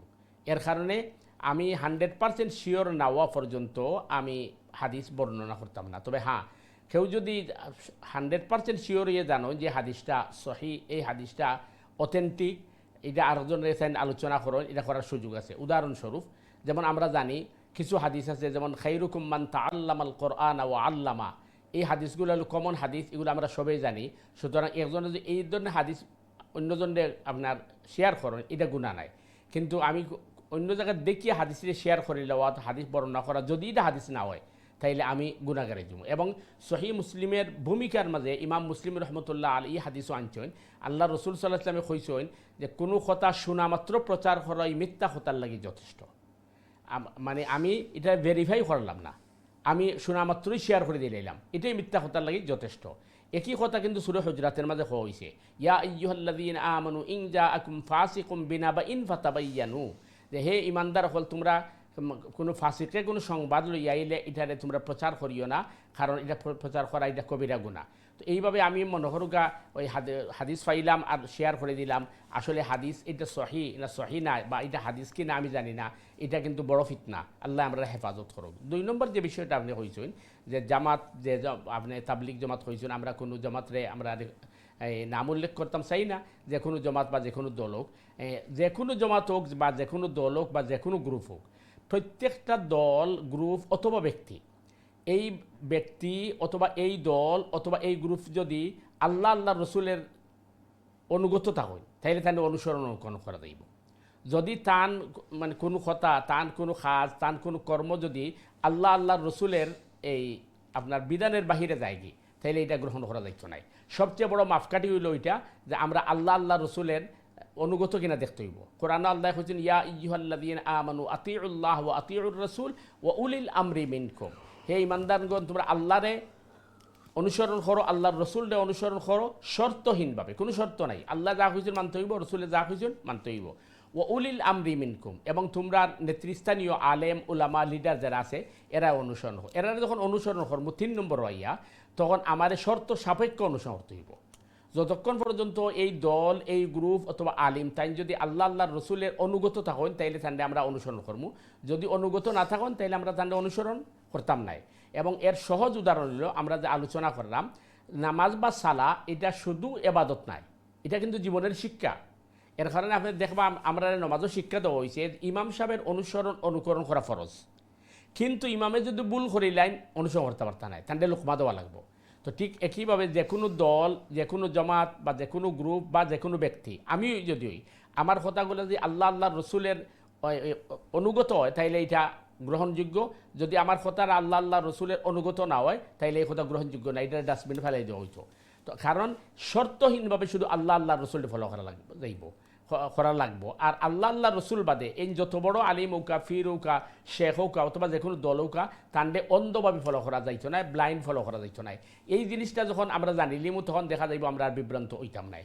আল্লাহ সুবহানাহু তাআলা আমরা সঠিক বুঝার তৌফিক দান করুন। আপনার সুন্দর প্রশ্নের লেগে আপনার ধন্যবাদ। ধন্যবাদ হচ্ছে আমাদের সময় দর্শকের সুন্দর একটা প্রশ্ন করেছে। আসলে আমাদের সমাজে, স্পেশালি আমাদের কমিউনিটির মধ্যে এটা একটা অন্ধবিশ্বাস বেশি, একটা বিশাল সমস্যা মাত্রাম। যে যেমন বলে বুজুর্গের দিন বলছে, আমাদের বাপদাদারা বলছে, হুজুর বলছে, অমুক পীর বলছে, অমুক আলেম বলছে, অমুক বুজুর্গ বলছেন, তারা কি ভুল জানছে নাকি, তারা কি কম জানেন নাকি, এই যে কথা একটা ধারণা, এইটাই আমাদের কিন্তু বিশাল সমস্যা। জি, আমাদের তাদের উপর বিশ্বাস ধারণা করতে আমাকে দেখতে হবে কোরআন হাদিস কি। অবশ্যই একটা যদি আমার মানদণ্ড ঠিক রাখি যে আমার কোরআন এবং হাদিস কি বলে, এরপরে ওই কোরআন হাদিসের সাথে ও মুজির কথা মেলে কিনা। বা আমাদের সমাজে এত দল বা গ্রুপ কেন হয়েছে, আমরা কোরআন হাদিসে সরে আসছি। আমরা ব্যক্তিরে ফলো করছি, দলকে ফলো করছি, অথবা আমরা যাকে অনুসরণ করি তাকে অন্ধভাবে ফলো করছি। কথাটা এখানে অন্ধভাবে ফলো করতে সমস্যা নেই, কিন্তু ফলো করতে হবে যদি সেই দল, সেই গ্রুপ, সেই মানুষ যদি আল্লাহ এবং রাসূলের পথে থাকে। অবশ্যই কথাই স্ট্যান্ডার্ড হলো আল্লাহ আল্লাহ রসুল, অবশ্যই এটা পথে যারা থাকে তাদের ফলো করতে অসুবিধা নেই। অবশ্যই, কিন্তু যদি থাকে না তাহলেই তো সমস্যা, ফলো করা যাবে না, তখন অন্ধভাবে করা যাবে। ইনশাআল্লাহ আমাদের সময় থেকে ইনশাআল্লাহ আরও আলোচনা করবো। প্রিয় দর্শক, আপনার সুন্দর প্রশ্নের জন্য ধন্যবাদ জানাচ্ছি। আবার চলে যাচ্ছে আমাদের পরবর্তী দর্শকের কাছে, দেখি কাছে লাইনে সময়। দর্শক আসসালামু আলাইকুম। ওয়ালাইকুম সালাম। জি ভাই, কেমন আছেন? ভালো আছি, আপনারা ভালো আছেন? আলহামদুলিল্লাহ। জি, আপনার প্রশ্ন বলেন ভাই। জি, আমার একটা প্রশ্ন আছে কয়বল জিয়ারত সম্পর্কে, একটু জানতাম আসলাম। জি বলেন। আমরা তো জানি কয়বল জিয়ারত গিয়া কিতাব সূরা পড়েন, ফরিয়া কুলহুয়াল্লাহ পড়েন, ফরিয়া দেখে দোয়া পড়েন, তো এটা কতটা শরীয়ত সম্মত? জি, ওটা একটু বুঝাইয়া হইতাছে ভালোই। জি, কবর জিয়ারতের পদ্ধতি। আর কোনো প্রশ্ন আছে ভাই? জি না। জি, কবর জিয়ারতের সুন্নাহ ওই কি? আমাদের আসলে অনেকে অনেক কথা বলে, যে কে বলে যে অমুক সূরা পড়তে হবে, অমুক দোয়া পড়তে হবে, তারপরে অনেক কথা বলেন। আসলে কবর জিয়ার অ্যাকচুয়াল সুন্নাহ এটা কি? জি ভাই, আসল বিষয় হচ্ছে যে কবর জিয়ারত করলে মুর্দার ফায়দা হয় না জিন্দার ফায়দা হয়, এটা আগে বোঝা দরকার। আসলে কবর জিয়ারতের মাঝে জিন্দার ফায়দা হয়, মুর্দার ফায়দা কম হয়। তার কারণ হইল, আমি যখন আমার মুর্দার লাগি দোয়া করবো, গড় বইয়া দোয়া করলে দোয়া ফুসবো, আমি যেন জায়গায় বইয়া দোয়া করবো দোয়া ফুসবো। কিন্তু কবরস্থানে যাওয়ার লাগে আল্লাহ রসুল সাল্লাম এই কারণে কইছেন দুইটা জিনিস। একটা জিনিস হইল কবরস্থানও গেলে আমার নিজের এই কথা স্মরণ হইব যে আমারও এক সময় এই জায়গায় আওয়া লাগবো, এবং মৃত্যুর কথা বেশি বেশি স্মরণ করালে আল্লাহ রসুলে কইছেন। দ্বিতীয় জিনিসটা হইছে যে আমরা মা বাপ আত্মীয় স্বজন যদি মারা যায়, আমরা যখন তার কবরের পাশে যাই তখন মনের প্রশান্তি আয়। এর কারণে। তবে কবর জিয়ারত সুন্নাহ পদ্ধতি হইল আপনি কবরও গিয়া সালাম দিতা, আসসালামু আলাইকুম ইয়া আহলাল কবুর, এই হয়ে সালাম দিতা, আর মুর্দার লাগি মাগফিরাতের দোয়া করতা। এখন সরি, মাগফিরাতের দোয়া করতে গিয়ে আপনি বাংলাতে করতে পারেন, অথবা আপনি যদি আরবি জানো আরবিতে করতে পারেন। মাগফিরাতের দোয়া করা এটা হইল সুন্নাহ। কিন্তু কবরস্থানও গিয়া তেলাওয়াত করার ব্যাপারে ভিন্ন মত পাওয়া যায়। একদল উলামায়ে কেরামের বক্তব্য হয়েছে যে কবরও গিয়া কোরআন তিলাওয়াত করা ঠিক নাই, কারণ কোরআন এটা মুর্দার লাগিয়ে আইছে না জিন্দার লাগিয়ে আইছে। কারণ কোরআন পবিত্র, এবং কোরআন হইল নিজের আপনার ফায়দার লাগি, এবং আপনার গরব হলে গরব বরকত হইব। কিন্তু মুর্দায় তো আর শুনুন না, যেহেতু মুর্দায় শুনুন না, এই নামে কোরআন তিলাওয়াত খেনে কর্ম, সুতরাং কোরআন তিলাওয়াত কবরস্থান গিয়া করতা না। আরেকদল উলামায়ে কেরামে কই যে কবরস্থানও গিয়া সূরা ফাতিহা, সূরা ইখলাস এবং সূরা ফালাক এগুলো আপনি পড়তে পারেন, কারণ এগুলো যাইতেছে। তো এই হিসাবে আমরা লাগে উচিত হইব, যেহেতু দুইটা মত পাওয়া গেছে, আমরা যদি নিরাপদ রাস্তা ঢুকাই, তাহলে উচিত হইব আমরা কবরস্থানে গিয়া সালাম দিব, এরপরে আমরা তারালে মাগফিরাতের দোয়া করবো। আমি বাংলাতেও করতাম পারি, আরবিতেও করতাম পারি। আমি আমার বাপ মার কবরের পাশে দাঁড়াই যদি, আর আমি যদি দোয়া করি রব্বির হামহুমা কামা রব্বায়ানি সগীরা, এটা তো দোয়া, যদিও কোরআনের আয়াত, আমি দোয়া করতাম পারি। অথবা বাংলাতে কইতাম পারি আল্লাহ আমার মা বাপরে তুমি মাফ করো, আমার মা বাপের দরজাতরে বুলন্দ করো, তারা লাগে ইস্তেগফার করা, এটাই হলো মেইন সুন্নাহ।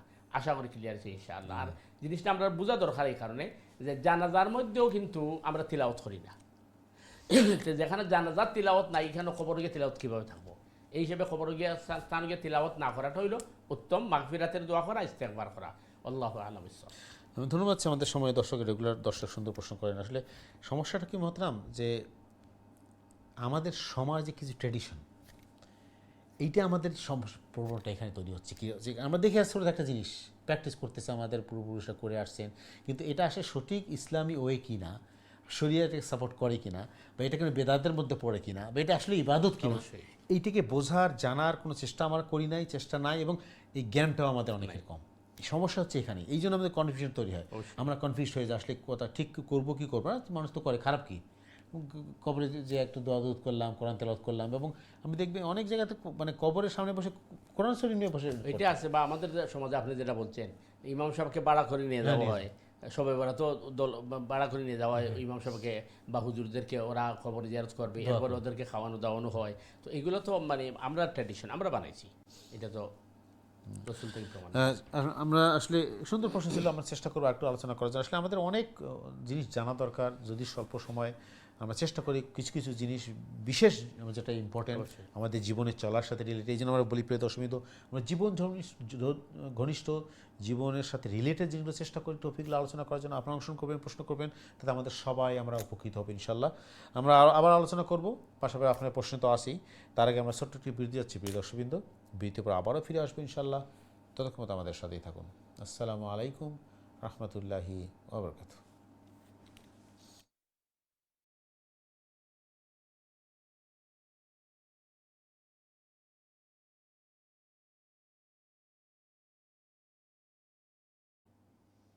আসসালামু আলাইকুম ওয়া রাহমাতুল্লাহি ওয়া বারাকাতুহু। দিন টিভির সময় দর্শকবৃন্দ, বিরতির পরে আবার আপনাদের স্বাগত জানাচ্ছি আপনাদের প্রিয় অনুষ্ঠান দিনী সমাধানে।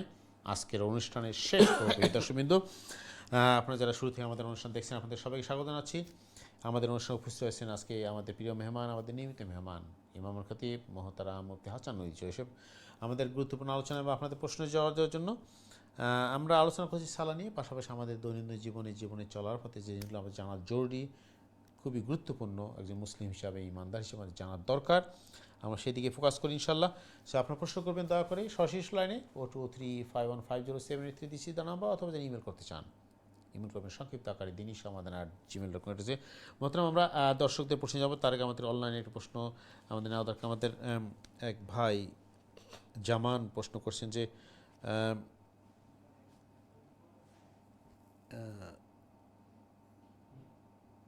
কোরআন হাদিসের আলোকে কোনো আমল আছে কি না যেটা করলে রিজেকে বরকত হবে, বৃদ্ধি পাবে?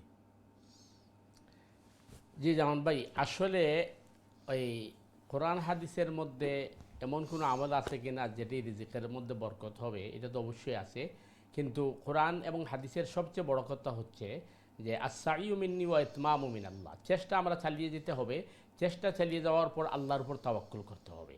তো আল্লাহর উপর তাওয়াক্কুল করলে ইনশাআল্লাহ বিইذনিল্লাহ আল্লাহ সুবহানাহু তাআলা আপনার আমার এই রিজিকের মধ্যে বরকত দিবেন। তো এই বারাকাতের জন্য সবচেয়ে বড় জিনিস হচ্ছে কোরআন তিলাওয়াত করা, বেশি বেশি দুরূদ পাঠ করা এবং ইস্তেগফার করা। ইমাম হাসান বসরি রাহিমাহুল্লাহ তাআলা আনহুর কাছে এসে যখন অভিযোগ করা হয়েছিল যে রিজিকের অভাব অথবা অভাব অনটন, তখন তিনি বলেছিলেন যে তো এই ইস্তেগফার বেশি করতে। কারণ সূরা নূহের মধ্যে বলা হচ্ছে ফাকুলতু আস্তাগফিরু রাব্বাকুম ইন্নাহু কানা গাফফারা ইউরসিলিস সামাআ আলাইকুম মিদরারা ওয়া ইমদিদকুম বিআমওয়ালিন ওয়া বানিন ওয়া ইয়াজআল লাকুম জান্নাতিন ওয়া ইয়াজআল লাকুম আনহারা। হে আমার জাতি, হে আমার সম্প্রদায়, তোমরা বেশি বেশি ইস্তেগফার করো তো আল্লাহ আসমানের দরজাকে খুলে দিবেন এবং আল্লাহ রহমত অবতীর্ণ করবেন। সুতরাং বেশি বেশি ইস্তেগফার করা। তো আমরা চেষ্টা করব যখনই সময় পাবো কোরআন তিলাওয়াত করব আর উঠতে বইতে দুরুদ এবং ইস্তেগফারের আমল করব। ইনশাআল্লাহ বিইذনিল্লাহ আল্লাহ সুবহানাহু তাআলা রিজিকের রাস্তা খুলে দিবেন এবং নিজে চেষ্টা করতে হবে অপচয় না করার এবং মানে আপনার হালাল উপার্জনের জন্য সচেষ্ট হতে হবে ইনশাআল্লাহ। জাযাকাল্লাহু খাইরান জামাল ভাই। আমরা চলে যাচ্ছি আমাদের পরবর্তী দর্শকের কাছে। দেখি আসসালামু সময় দর্শক, আসসালামু আলাইকুম, আপনার প্রশ্ন করুন প্লিজ। ওয়ালাইকুম সালাম রাহমাতুল্লাহি ওয়া বারাকাতুহু। ওয়ালাইকুম সালাম, বোন কেমন আছেন? আলহামদুলিল্লাহ, আপনাদের আলোচনা খুবই খুবই সুন্দর লাগছে। জাযাকাল্লাহু খাইরান। আমার একটা প্রশ্ন জাগলো ওনার শেখ সাহেবের প্রশ্ন থেকে। আমি জানি আমার মা বাপ ভাই বোনের জন্য, যেমন ধরি বাংলাতে বলি আল্লাহ মাফ করো, এস্তেগফার কিরকম মরার জন্য করা, এটা আমি জানি না, ওইটাতে বলে দিলে খুব খুশি। বুঝা গেছে না বুঝতে পারিনি বোন, প্লিজ একটু বলবেন। ইস্তেগফার কিরকম করব, ওই জন্য বললেন মরার জন্য ইস্তেগফার করব কিরকম? ইস্তেগফার আমি শুনি বলি ইস্তেগফার কিরকম করব মরার জন্য। ওইটা কি আমি যে বলি আস্তাগফিরুল্লাহ ওয়া আতুবু ইলাইহি আস্তাগফিরুল্লাহ ইন্নাল্লাহ গাফুর এইরকম নি নাকি? আচ্ছা ঠিক আছে ইনশাআল্লাহ, ওইটাটা বলে দিলে ভালো হবে ইনশাআল্লাহ। ধন্যবাদ বোন আপনাকে, সুন্দর প্রশ্ন। আর কোনো? আসসালামু আলাইকুম। জি মহতরম, জি আমাদের রেগুলার দর্শক বোন সুন্দর। জি বোন, আসলে মানে ইস্তেগফার তো আমরা যেটা জানি, ইস্তেগফার মানে আল্লাহ সুবহানাহু তাআলাকে সারেন্ডার করা, অনুগত হওয়া, যেটা আমরা জানি সহজ আস্তাগফিরুল্লাহ আল্লাযী লা ইলাহা ইল্লা হুয়াল হাইয়ুল কাইয়্যুম ওয়া আতুবু ইলাইহি, অথবা আস্তাগফিরুল্লাহ ইন্নাল্লাহা গাফুরুর রহিম, অথবা আস্তাগফিরুল্লাহাল আযীম। এখন আপনারা যেটা জানতে চাইরা যে মুর্দার লাগি মা বাপের লাগি ইস্তেগফার কিভাবে করবা, তো মুর্দার লাগি মা বাপের লাগি ইস্তেগফার মানে তারার লাগি দোয়া করা, যেমন রব্বির হামহুমা কামা রব্বায়ানি সাগীরা, অথবা রব্বানা গফিরলি ওয়ালি ওয়ালিদাইয়া ওয়ালিল মুমিনিনা ইয়াওমা ইয়াকুমুল হিসাব, যেটা কোরআনে কোয়া হয়েছে রব্বানা গফিরলি, হে আমরা রব, হে আল্লাহ, ইগফিরলি তুমি মাফ করো, রব্বানা গফিরলি ওয়ালি ওয়ালিদাইয়া আমরা পিতামাতা, আমরা ঊর্ধ্বতন যারা আসলা তারারে, রব্বানা গফিরলি ওয়ালি ওয়ালিদাইয়া ওয়ালিল মুমিনিনা ইয়াওমা ইয়াকুমুল হিসাব, এবং সমস্ত মুমিনসকলকে তুমি মাফ করো, অথবা রব্বানা গফির লানা ওয়া লিইখওয়ানিনাল্লাযীনা সাবাকুনা বিল ঈমান ওয়া লা তাজআল ফি কুলুবিনা গিল্লাল লিল্লাযীনা আমানু রব্বানা ইন্নাকা রাউফুর রহিম। এই সবগুলো হলো মুর্দার লাগি আপনার ইস্তেগফার করা, অথবা তারার মাফির লাগি দোয়া করা, অথবা আপনি বাংলাতেও এটা কইতে পারেন যে আল্লাহ আমার মা বাপরে মাফ করে দাও, আল্লাহ আমার মা বাপের দরজাতে বুলন্দ করো, আল্লাহ আমার মুর্দা হলে তুমি মাফ করে দাও, মুমিনা হলে মাফ করে দাও, যেটা হাদিসের মাঝে আইছে আপনি যদি অন্য ভাই বা বোন যারা অনুপস্থিত তারার লাগি দোয়া করেন, দোয়া কবুল হয়, যেমন আল্লাহুম্মা গফির লিল মুমিনিনা ওয়াল মুমিনাত ওয়াল মুসলিমিনা ওয়াল মুসলিমাত, অথবা আস্তাগফিরুল্লাহ লি ওয়া লাকুম ওয়া লিসাইরিল মুমিনিনা ফাস্তাগফিরু রাব্বাকুম ইন্নাহু হুয়াল গফুরুর রহিম। এইগুলো হলো মুর্দার লাগি ইস্তেগফার বা দোয়া করা আর কি। সুতরাং আপনি মানে যেগুলো আমি কইলাম এগুলো হয়তো রেকর্ড পাইবা, আপনি এগুলো মুখস্থ করতে পারেন, অথবা আপনি বাংলাতে কইলেও ওইব ইনশাআল্লাহ। কারণ আল্লাহ সুবহানাহু তাআলা তো সব ভাষার সৃষ্টিকর্তা, সব ভাষা আল্লাহ বুঝেন, আর আমার অন্তরের কথাও আল্লাহ জানেন। আমার আপনার সুন্দর প্রশ্নের লাগি ধন্যবাদ। মোহতারাম, ধন্যবাদ বোনকে সুন্দর সুন্দর প্রশ্ন করার জন্য। একটা ছোট আমাদের দর্শক লাইনে আছেন, অনুরোধ করে দর্শক লাইনে থাকেন, আমি তার একটু ছোট মনে ভুলে যেতে পারি আমি। আপনি যে বললেন যে আপনার যদি আরবিতে আমরা দোয়া যদি না মনে থাকে বা পুরোপুরি শিখতে না পারি, যেটা আমি বলতে চাচ্ছি, আপনি যে কথাগুলো বললেন সবার তো সেই অ্যাবিলিটিও থাকে না যে সব মস্ত করে, কিন্তু আমি যেটা বললেন যে বাংলাতে যদি আমি মনের ভাষায় আল্লাহর কাছে চাই, মন খুলে যেটা বলতে পারি, আমি তার ভিতরে বলতে পারবো না, তাহলে কি ওই সেম জিনিসটা হবে কি না? মানে আমার যে ইচ্ছা আল্লাহর কাছে যেটা বলতে চাচ্ছি, আল্লাহর কাছে যেটা চাচ্ছি, সেই কাজটা হবে কি না? আরও বেশি হবে। তার কারণ হচ্ছে প্রথম হচ্ছে যে আরবি বা কোরআনের দোয়া যদি আমরা করি তাহলে অবশ্যই তো এটা মকবুল, এটা পাওয়ারফুল। কিন্তু আমি কোরআনের দোয়া জানি না, কিন্তু আমি আরবি বললে আমার মনের ভাব আমি প্রকাশ করতে পারছি না। যখন আমি আমার ভাষায় বলবো তো আল্লাহু আলিমুম বিযাতিস সুদূর, আল্লাহ সুবহানাহু অন্তরের অন্তঃস্থলের খবরও জানেন। যেমন একটা ঘটনা আছে, সৈয়দনা মুসা আলাইহিস সালাম ইস্তেসকার নামাজ পড়ছেন বৃষ্টির জন্য, কিন্তু বৃষ্টি আসছে না। তো মুসা আলাইহিস সালাম যেহেতু খুব মানে আপনার এই রাগান্বিত নবী ছিলেন, তো বলছেন যে রব্বে করিম এত দোয়া করি কিন্তু হয় না, বৃষ্টি আসে না, আপনি কি আমাকে ওই মানুষের সামনে লাঞ্ছিত করবেন? তো আল্লাহ সুবহানাহু ওয়া তাআলা ওহী নাযিল করলেন, তো এই যে তোমার এই মাহফিলের মধ্যে এমন একজন গুনাহগার আছে যার গুনার জন্য বৃষ্টি বন্ধ হয়েছে। এখন মুসা আলাইহিস সালাম তো খুব রাগান্বিত যে খেয়ে এমন বদবক্ত, এখান থেকে বের হয়ে যাও। এখন আপনি চিন্তা করেন এই ঘোষণার পরে কারো যদি আপনার প্রস্রাবের প্রয়োজন উঠবে না, এখন কেউ উঠে নাই, লক্ষ লক্ষ চোখ দিয়ে দেখা গেছে কেউ উঠে নাই, কিন্তু কিছুক্ষণ পরে অজুরে বৃষ্টি শুরু হয়ে গেছে। এবার মুসা আলাইহিস সালাম জানতে চাইলেন যে আল্লাহ আপনি তো বললেন যে অপরাধের কারণে বৃষ্টি বন্ধ হয়েছে, এখান থেকে কেউ উঠে নাই, তাহলে বৃষ্টি আসলো কিভাবে? আল্লাহ বলেন যে মুসা তুমি জানো না, তোমার ঘোষণার পরে ওই ব্যক্তি তার অন্তরে এমনভাবে আমার কাছে ক্ষমা চাইছে যে আমি সাথে সাথে ক্ষমা করে দিয়েছি। সুতরাং বোঝা গেল যে আপনি আপনার বাসা আপনার কি ওইটা আল্লাহর কাছে ধর্তব্য নয়, আল্লাহর কাছে ধর্তব্য হচ্ছে ইখলাস, অন্তরের অন্তঃস্থল থেকে আমরা কি চাচ্ছি। ইনশাআল্লাহ, আমিন আমিন, জাযাকাল্লাহ খাইরান। বোনকে ধন্যবাদ আবারও সুন্দর প্রশ্নের জন্য, যার জন্য আপনার প্রশ্নের উসিলে আমরা সুন্দর জিনিস জানতে পারলাম, শিখতে পারলাম। আমরা অনেকেই বলি যে আসলে আমি আরবি শিখতে হবে দোয়ার জন্য, অবশ্যই শিখতে হবে কোরআনের দোয়া, কিন্তু পাশাপাশি আমরা যদি বলতে না পারি আমাকে মনের ভাষা বলবো, আমার যেটা মায়ের ভাষা আছে আমি যেটা বলতে পারি, এবং সেটাই বরিং আমরা আল্লাহকে সুন্দরভাবে বলতে পারবো। ওকে, আমরা চলে যাচ্ছি আমার পরবর্তী দর্শক আছে, দেখি কি আসলেন। দর্শক ধন্যবাদ আপনাকে, আপনি অনেকক্ষণ থেকে লাইনে আছেন, আপনার প্রশ্ন করুন প্লিজ। আসসালামু আলাইকুম। হ্যালো ভাইয়া, আসসালামু আলাইকুম। জি ভাই বলেন। আমি ভাই আমি লাকি আপনারা আমারে মায়া করেন, আমিও মায়া করি, কোন দিকে লাইন পাইছি, বহুত কষ্ট করে লাইনটা পাই। জি বলেন, যাতে করে আসলে অনেকে লাইনে থাকেন তো অনেকক্ষণ থেকে। আমার প্রশ্ন হইল কি যে দুনিয়ার মাঝে মানে যত মানে মানে হুজুর মুফতি মাওলানা সবও মানে ঠিক আছে, এরা তো সবই হাদিস কোরআন জানোই, কিন্তু আজ পর্যন্ত পাইছি না যে ফরজ লইয়া কোনো ইখতিলাফ চলছে। চলে তো বেড়াচেরা সুন্নত নফল ওয়াজিব ওগুলা লইয়া চলে, উবাইয়া বইয়া লাম্বা করি বাড়তি করতে। আমার প্রশ্ন হইল এটা তো ওগুলোও ঠিক আছে, আমার যে হুজুর আছে তাই যেটা হইরা তাই আনা যাই না হইরা না, তানাটাও ঠিক আছে, আর হুজুরে হইরা অক্টা হিটাও ঠিক আছে। আমরা এটা মানে গড়ে এবার এই যে আমরা অলরেডি যে যেটা করো এটা ঠিক আছে, আমার কত হইল। তো প্রশ্ন হইলো আমার যে এই যে কইবে যারও সম্বন্ধে একটা প্রশ্ন করতাম যে আসসালামু আলাইকুম ইয়া আহলাল কুবুরি, এই যে খবরবাসী এরা কিতা আমার এইগুলা এই যে গিয়া কইলাম এরা কিতা শুনেনি বা আমার জবাব দেয়নি? জি বুঝতে এরা পারছি। যদি আমার জবাব দেয় তো এরা জিন্দা, তো আমরা যে নবীজি তো আমরা হইতে তাই মদিনা শরীফ জিন্দা আছি, তো দেখা যায় যে আমরাও জিন্দা তাইনও জিন্দা।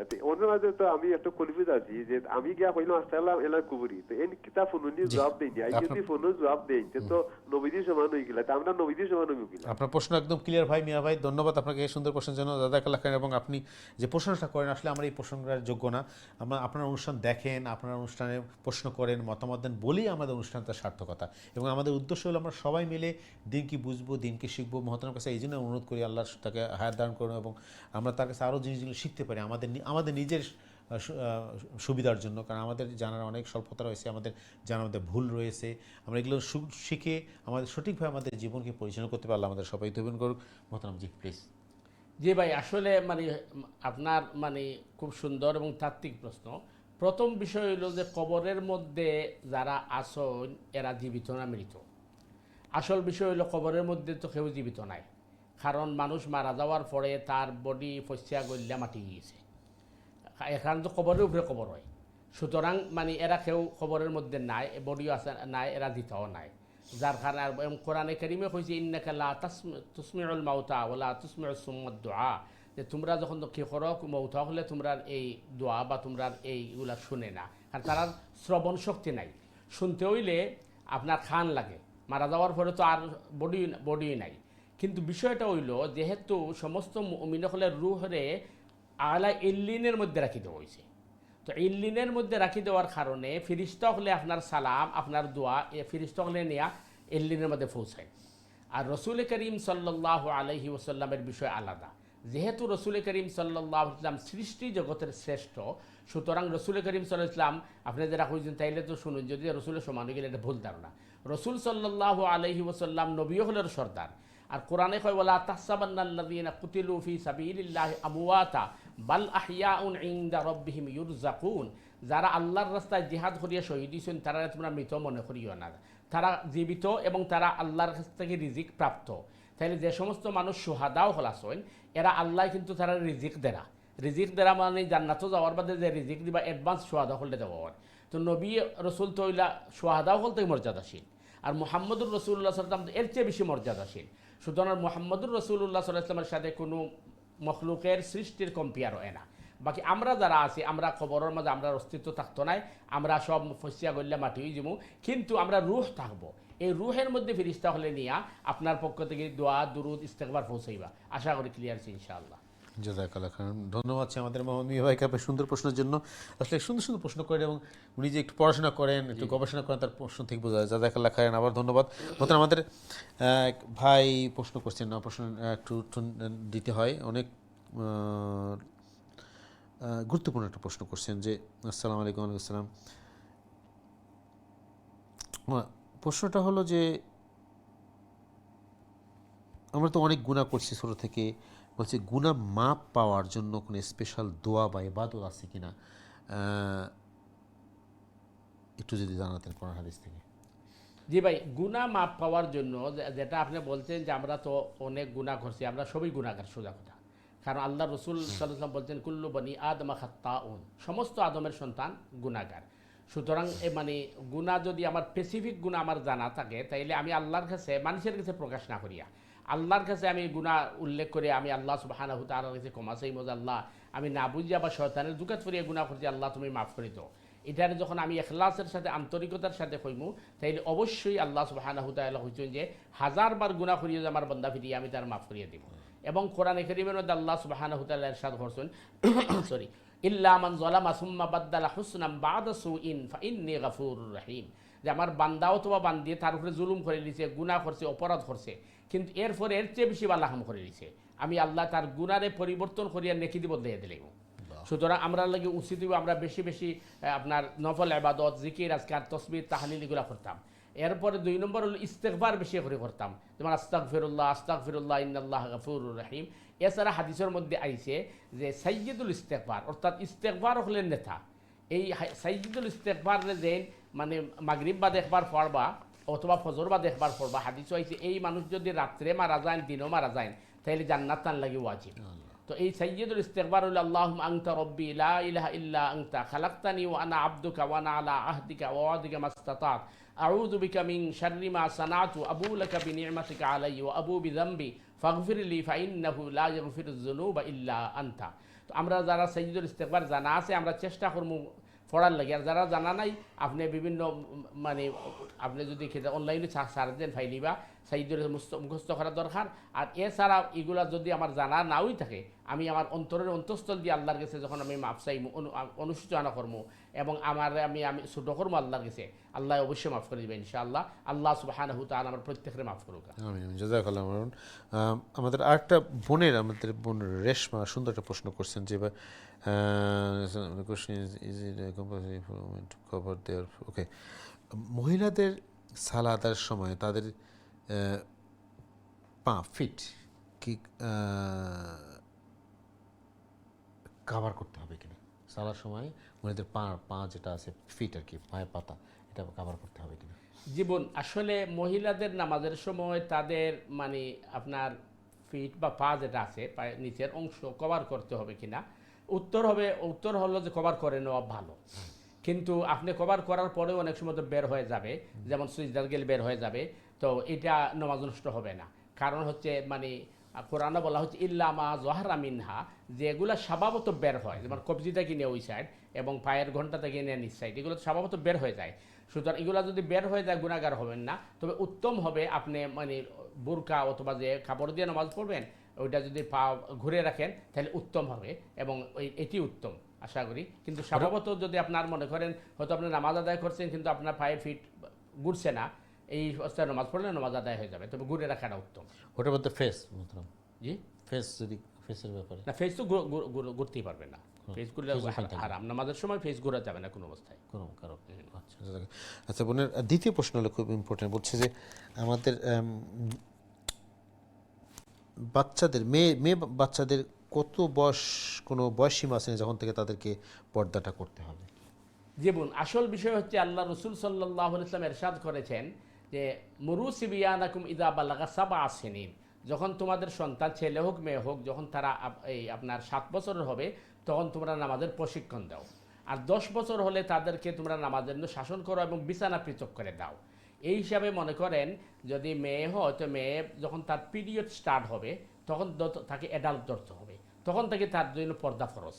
কিন্তু দুর্ভাগ্যজনক হলেও সত্য, আমাদের সমাজে দেখা যায় যে ইয়াং বোনরা যারা আছেন ওরা ততটুকু পর্দা করেন না, মুরব্বীরা যতটুকু পর্দা করেন। যত বয়স হয় তত বেশি আমাদের পর্দা শুরু হয়। অথচ কোরআন বলছে ওয়াল কাওয়াইদু মিনান নিসা ইল্লাতি লা ইয়ারজুনা নিকাহান, যে সমস্ত মা বোনরা ওই বয়সে পৌঁছে গেছেন যে বয়সে তাদের বিবাহের মানে সম্ভাবনা নেই, অর্থাৎ 50 ঊর্ধ্ব, তাদের যদি পর্দা একটু শিথিল হয় তা গুনাহগার হবে না। তো আমরা করি কি, বুড়া হইলে পর্দা বেশি করি, আর আমরা উল্টা করি, আর ইয়াং হইলে কম করি। তবে স্বভাবত মানে মেয়েদের যখন অ্যাডাল্ট হয়ে যাবে তখন থেকে তার জন্য পর্দা ফরজ। মানে ঘটনাটা ওই আগে যেটা বলছিলাম মহতারাম, আমাদের ওই জানার স্বল্পতা এবং পরিবেশের ব্যাপার, আমরা যেটা করা দরকার সেটা করি না, উল্টাটা করি। যেমন আপনি যেটা প্রথমে শুরুতে বলছিলেন যে সালা আদায় করি দেখানোর জন্য, কোরবানি দেখি দেখানোর জন্য, অথবা সালা আদায় করি না কিন্তু কোরবানি খুব জোর দেই, দান করার জন্য খুব মানে মানে কি বলে এটাকে মাইকিং করে করি, হজ বা উমরা করতে গেলে খুব সবাইকে জানিয়ে যাচ্ছি। এই যে একটা লোক দেখানো, মানুষ দেখানো বা লৌকিকতা, মানে এটা মানে ইবাদতটাকে একটা কি বলে এটাকে আনুষ্ঠানিকতা বানিয়ে ফেলছি আমরা। আসলে ইসলাম এটাকে অন্যান্য ধর্মাবলীর মধ্যে যে আপনার ইবাদতকে তার একটা আনুষ্ঠানিক একটা মনে করে, একটা অনুষ্ঠান, একটা সামাজিক অনুষ্ঠান। কোরআন আমরা মনে করেন অনেক আছে, আমরা মনে করেন কোন শিরক করি না, মাজারে যায় না, মূর্তি পূজা করে কিছু করে না, কিন্তু আল্লাহ বলতেছেন এর চেয়ে বড় শিরক হচ্ছে আবার আইতা মানিত্তাখাযা ইলাহাহু হাওয়া, তুমি তোমার আবেগকে তুমি কি করছো, তোমার রব বানিয়ে ফেলেছো।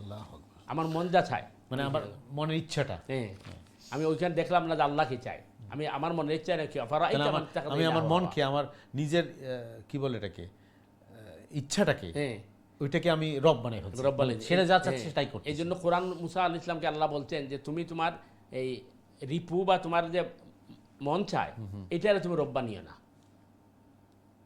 তো মানুষ তো মনে করেন ওই যেমন সহজ একটা প্রশ্ন আছে, স্বভাবত যখন মানুষ গুনাহ করে তখন শয়তানের উপর দোষ চাপায়। তো ইবলিস যখন আল্লাহর হুকুম মানলো না, তাকে ধোঁকা দিল কে? তাকে তার নফসে, তার মনেই তাকে ধোঁকা দিয়েছে।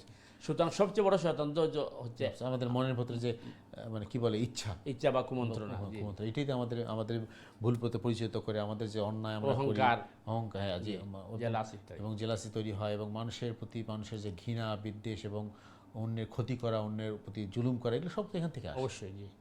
এবং এইটাই তো আমাদের আসলে এই যে আমরা যে বলে না যে ঈমান চলে যাচ্ছে, ঈমান নষ্ট হয়ে যাচ্ছে, ঈমানের পতন, কারণ এখান থেকেই তো শুরু হচ্ছে। কারণ এইটাই আমাদের কুমন্ত্র, মনের মধ্যে কুমন্ত্র চলে আসছে একটা আমাদেরকে। আল্লাহ আমাদের সবাই বাঁচা তৌফিক দান করুন। প্রিয় দর্শক কিন্তু আপনারা দেখছেন আপনাদের প্রিয় অনুষ্ঠান দিনই সমাধান, আমাদের প্রশ্ন জিজ্ঞাসা মতামত নিয়ে আমাদের অনুষ্ঠান। আমরা চেষ্টা করি খুব অল্প সময়ের মধ্যে জীবনের সাথে ঘনিষ্ঠ, জীবনধর্মী, জীবনের সাথে রিলেটেড জিনিসগুলো আলোচনা করার জন্য, যাতে আমরা সবাই ইসলামকে বুঝে, দিনকে বুঝে, অনুধাবন করে আল্লাহর নৈকট্য অর্জন করতে পারি, আল্লাহ এবং আল্লাহ রসুলের দেখানো পথে নির্দেশ মতো আমরা আমাদের জীবনকে পরিচালিত করতে পারি। এবং তারা যেটা মহতরম বারবার বলে, এই জন্য আমাদের পড়াশোনা করা দরকার, ইসলামকে বোঝার জন্য একটু পড়াশোনা করা খুবই জরুরি। আমরা চেষ্টা করি, এখন তো পড়াশোনা খুবই ইজি, সব কিছু অ্যাভেলেবেল এবং কোনো খরচ নেই, এভরিথিং। আমরা একটু পড়াশোনা যদি কোরআন পড়ে, হাদিস পড়ে নিজেকে বোঝার জন্য চেষ্টা করি, কোনটা করা জরুরি, কোনটা থেকে বিরত থাকা উচিত। প্রথম আরেকটা জিনিস দিয়ে আমরা শেষ করবো, আমাদের সময় খুব বেশি নাই। আপনি শুরুতে যেটা বলছিলেন, আজকে আমাদের অত ডিটেল আলোচনা করা একটু, যে আপনি বলছিলেন যে সালার যে প্রতিটা যে স্টেজ আছে সালার, রুকু বলেন, সেজদা বলেন, আর কিয়াম বলেন, এই যে স্টেজগুলো, এই কথাগুলি কোরআনে আসছে না হাদিসে আসছে? আমরা কোথা থেকে এই ব্যাখ্যাগুলো পাচ্ছি, কী করতে সালাটা কীভাবে করবো আমরা? এটাকে অনেকে বলেন, কমপ্লেন করেন যে না সালাটা কোরআনে ক্লিয়ারলি আসে নাই, বা হাদিসে বলা আছে এক এক রকম এক কথা বলছে। এই যে আমাদের কনফিউশন তৈরি হয়, বিভিন্ন লোক বিভিন্ন কথা বলেন, এর ব্যাখ্যাটা কি? না, এটা একটা ভুল ধারণা। প্রথম কথা হচ্ছে কোরআনে তো মৌলিকভাবে বলে দিয়েছে, যেমন ফরজগুলা কোরআনে বলে দিয়েছে, আপনার কিয়াম, রুকু, সিজদা, এই সবগুলা কোরআনে বলে দিয়েছে। যেমন আজকে আমরা যেগুলো পড়লাম, ইয়া মারিয়াম কুনুতি লিরাব্বিকি ওয়াসজুদি ওয়ারকাই মা'আর রাকিঈন, রুকু করো, রুকুকারীদের সাথে কুনুত করো এবং সিজদা করো। ইয়া আইয়ুহাল্লাযীনা আমানু রুকউ ওয়াসজুদু, হে ঈমানদারগণ রুকু করো, সিজদা করো। তাহলে কোরআন বলে দিয়েছে রুকু সিজদার কথা। এরপরে মনে করেন আপনি সালা পড়বেন, এটা কোরআন বলছে বিভিন্ন জায়গায়। এখন কোন পদ্ধতিতে পড়বেন এটা কোরআন ডিটেলস নাই, এটা কিন্তু রসুল আমাদেরকে শিখিয়েছেন। রসুল তার জীবনে শিখিয়েছেন সাহাবীদেরকে যে কিভাবে করতে। এই জন্যই তো রসুলকে প্রেরণ করা হয়েছে। তো সালাহ বা এবাদতের পদ্ধতিটা রসুল শিখিয়েছেন, কিন্তু ওইখানে আমাদের মানে বোঝার বিষয় হচ্ছে যে দেখেন ওই যে আগে মোহাম্মদ আলী ভাই বলছেন ফরজগুলোর মধ্যে কোনো ভিন্নতা নাই, কিন্তু সুন্নত নফলের মধ্যে ভিন্নতা আছে। এইখানে আমরা কেন ঝগড়াঝাটি করি? যেহেতু রসুল করিম সাল্লাল্লাহু আলাইহি ওয়াসাল্লাম সালার ক্ষেত্রে আপনি হাত কোথায় বাঁধবেন আর রফুল ইয়াদান করবেন না আমিন জোরে বলবেন না আস্তে বলবেন, এবং এই সমস্ত বিষয়ে রসুল করিম সাল্লাল্লাহু আলাইহি ওয়াসাল্লামের কোনো নির্দেশ নাই। আপনার মনে আছে আমরা গত সপ্তাহে আলোচনা করছি যে হাদিসটা, আল্লাহ রসুল যাকে নামাজ শিক্ষা দিচ্ছেন তাকে বলছেন তুমি দাঁড়াবে, খেরাত পড়বে এবং সুন্দরভাবে দাঁড়াবে, রুকু করবে প্রশান্তির সাথে, রুকু থেকে দাঁড়াবে তুমি শান্তির সাথে, এরপরে সিজদা করবে, দুই সিজদার মধ্যে ওখানে বসবে, এগুলো রসুল বলছেন। কিন্তু রসুল বলেন নাই তুমি হাত মুখে বানবে, রসুল বলেন নাই তুমি হাত নিচে বানবে, হাত সেরে রাখবে, এগুলো রসুল বলেন নাই। কারণ কি? কারণ হচ্ছে কিছু জিনিস অপশনাল রেখে দেওয়া হয়েছে। কারণ নামাজ হচ্ছে এবাদত, পাশাপাশি জীবনের শিক্ষা। আপনার রুচি একটা, আমার রুচি আর একটা, সুতরাং মানুষের তার সুবিধার জন্য কিছু জিনিস রেখে দেওয়া হয়েছে। সুন্নত নফল আপনার সুবিধা মতো। এখন আপনি যদি মনে করেন বুকে হাত বাঁধলে আপনার কাছে এটা ভালো লাগে, আপনি বাঁধে। আপনার যদি মনে করেন আপনি এই নাবির নিচে হাত বাঁধতে ভালো করেন, আপনি যদি হাত ছেড়ে নামাজ পড়তে ভালো লাগে করেন, কোনো অসুবিধা নেই। কিন্তু আমরা ওইগুলো নিয়ে আমরা ঝগড়াঝাটি করি। কারণ আমরা কেন করি? আমরা মনে করি শুধু আমারটাই ঠিক, এবং আমি চাই সবাইকে আমার মতে নিয়ে আসা। আর এইটা ইসলাম বলে নাই। ইসলাম বলছে প্রত্যেকে তার ফ্রিডম আছে, তার স্বাধীনতা আছে। মৌলিক বিষয়ে ফরজের ক্ষেত্রে ইউনিটি থাকতে হবে, বাকিগুলো আপনার রুচি, আপনার ইচ্ছা, আপনি কোন কালার পোশাক পরবেন এটা ইসলাম বলে দেয় নাই। আপনি বলছেন মতো ইসলামে ড্রেস কোড কোনো নাই, কয়েকটা বড় বড় মৌলিক কথা বলে দিয়েছে। বাকি হচ্ছে আপনার সুবিধা মতো আপনি পড়বেন, আপনার ওয়েদারের মতো আপনি পড়বেন, আপনার কালচারের মতো আপনি পড়বেন। তো ঠিক একইভাবে নামাজের মধ্যে আমাদেরকে শিক্ষা দেওয়া হয়েছে যেগুলো সুন্নত নফল এগুলো বাড়াবাড়ি না করা, প্রত্যেক নিজ নিজ মানে সুবিধা মতো আদায় করা। কিন্তু দুর্ভাগ্য হচ্ছে আমরা এগুলো নিয়ে ঝগড়াঝাটি করি। আর আবার যদি মনে করেন আল্লাহ রসুল সবগুলোই বলে দিতেন হাত কোথায় বাঁধতে হবে কি, তখন তো মানুষের জন্য কষ্ট হয়ে যেত এই জিনিসটা, ফলো করতে হতো। হয়তো একজন মানুষে সে বুকে হাত বাঁধতে পারতেছে না, অথবা আমরা দাঁড়ানো নিয়ে ঝগড়া করি, দাঁড়ানো নিয়ে ঝগড়া করার বিষয় নাই। আপনার সুবিধা যেভাবে আপনি এইভাবে দাঁড়াবেন যাতে আপনি বেশিক্ষণ নামাজের মধ্যে দাঁড়াইতে রিল্যাক্সলি। নাম্বার 2 হচ্ছে মনে করেন বসার পদ্ধতি 3টা নামাজের মধ্যে আমরা আলোচনা করবো যখন বসার মধ্যে আসি। তো আমরা একভাবে বসি, অর্থাৎ ডাইন পাও খাড়া করে বাউ পাওয়ার উপরে বসি, অথবা 2 পাও খাড়া করেও বসা, এটাও সুন্নাহ। আরেকটা হচ্ছে দেখবেন আরবিয়ানরা করে কি ডান দিকে পা বাহির করে মাটির মধ্যে বসে, এটাও কিন্তু সুন্নাহ। তো ওই যারা মাটির মধ্যে বসে ওদের কিন্তু জায়গা বেশি প্রয়োজন হয়, এই জন্য ওরা পা একটু ফাঁকা রাখে। তো এগুলো আমরা অনর্থক বিতর্ক করি, এগুলো আমাদের জ্ঞানের দৈন্যতা বা আমরা না জানি। এই সমস্ত জিনিসগুলো বিতর্ক বা আলোচনার সময় আসার কথাই না, কিন্তু আমরা ওগুলো নিয়ে ব্যস্ত। এবং আমাদের মধ্যে কিছু মানে আছে গ্রুপ বা দল, এরা এইগুলারে কাজে উস্কাইয়ে দেয়, এটা সঠিক না। জাযাকাল্লাহ খায়রান, খুবই সুন্দর জিনিস জানলাম। প্রিয় দর্শকবৃন্দ, যারা আমরা অনুষ্ঠান একদম শেষ পর্যায়ে চলে আসছে, আমরা দুঃখিত আজকে কোনো আর প্রশ্ন নিতে পারবো না, তবে আগামীকালকে আমাদের সেম টাইমে আমাদের অনুষ্ঠান হবে। আপনার নিজের অনুষ্ঠান দেখবেন, আত্মীয়-স্বজন, বন্ধু-বান্ধবকে সবাইকে দাওয়াত দিবেন অনুষ্ঠান দেখার জন্য, যাতে আমরা সবাই মিলে আমরা শিখতে পারি কোরআন হাদিস থেকে আলোচনা এবং দিনকে বুঝতে পারি, আমাদের নিজের জীবনকে সুন্দর করার জন্য। প্রিয় দর্শকবৃন্দ, আমরা যাবার আগে আবারও আমাদের সম্মানিত মেহমানকে আবার ধন্যবাদ দিচ্ছি, শুকরিয়া আদায় করছি তার মূল্যবান সময় আমাদের থেকে দেওয়ার জন্য। আল্লাহ তাকে সুস্থ দান করে, দীর্ঘ দান করে, যাতে আমরা আরও বেশি করে কোরআন হাদিসের আলোচনা তার কাছে শিখতে পারি। জাযাকাল্লাহ খায়রান। প্রিয় ধন্যবাদ জানাচ্ছি মহতরম, আবার শুকরিয়া। ইনশাল্লাহ আগামীকাল আবারও দেখা হবে ইনশাল্লাহ। প্রিয় দর্শকবৃন্দ, শুরু থেকে যারা অনুষ্ঠানে দেখছেন, প্রশ্ন করছেন, মতামত দিয়েছেন, আপনাদের সবাই শুকরিয়া এবং ধন্যবাদ। আপনাদের সবাইকে আবারও আগামীকাল অনুষ্ঠান দেখা যাচ্ছি, এবং যাওয়ার আগে যেটা আমরা বারবার বলি, আল্লাহ আমাদের সবাই সুস্থ রাখুন, সহি সালামত রাখুন, দিনের পথে রাখুন, এই প্রত্যাশায় আজকের মতো বিদায়। আসসালামু আলাইকুম রহমতুল্লাহি ওয়া বারাকাতুহু।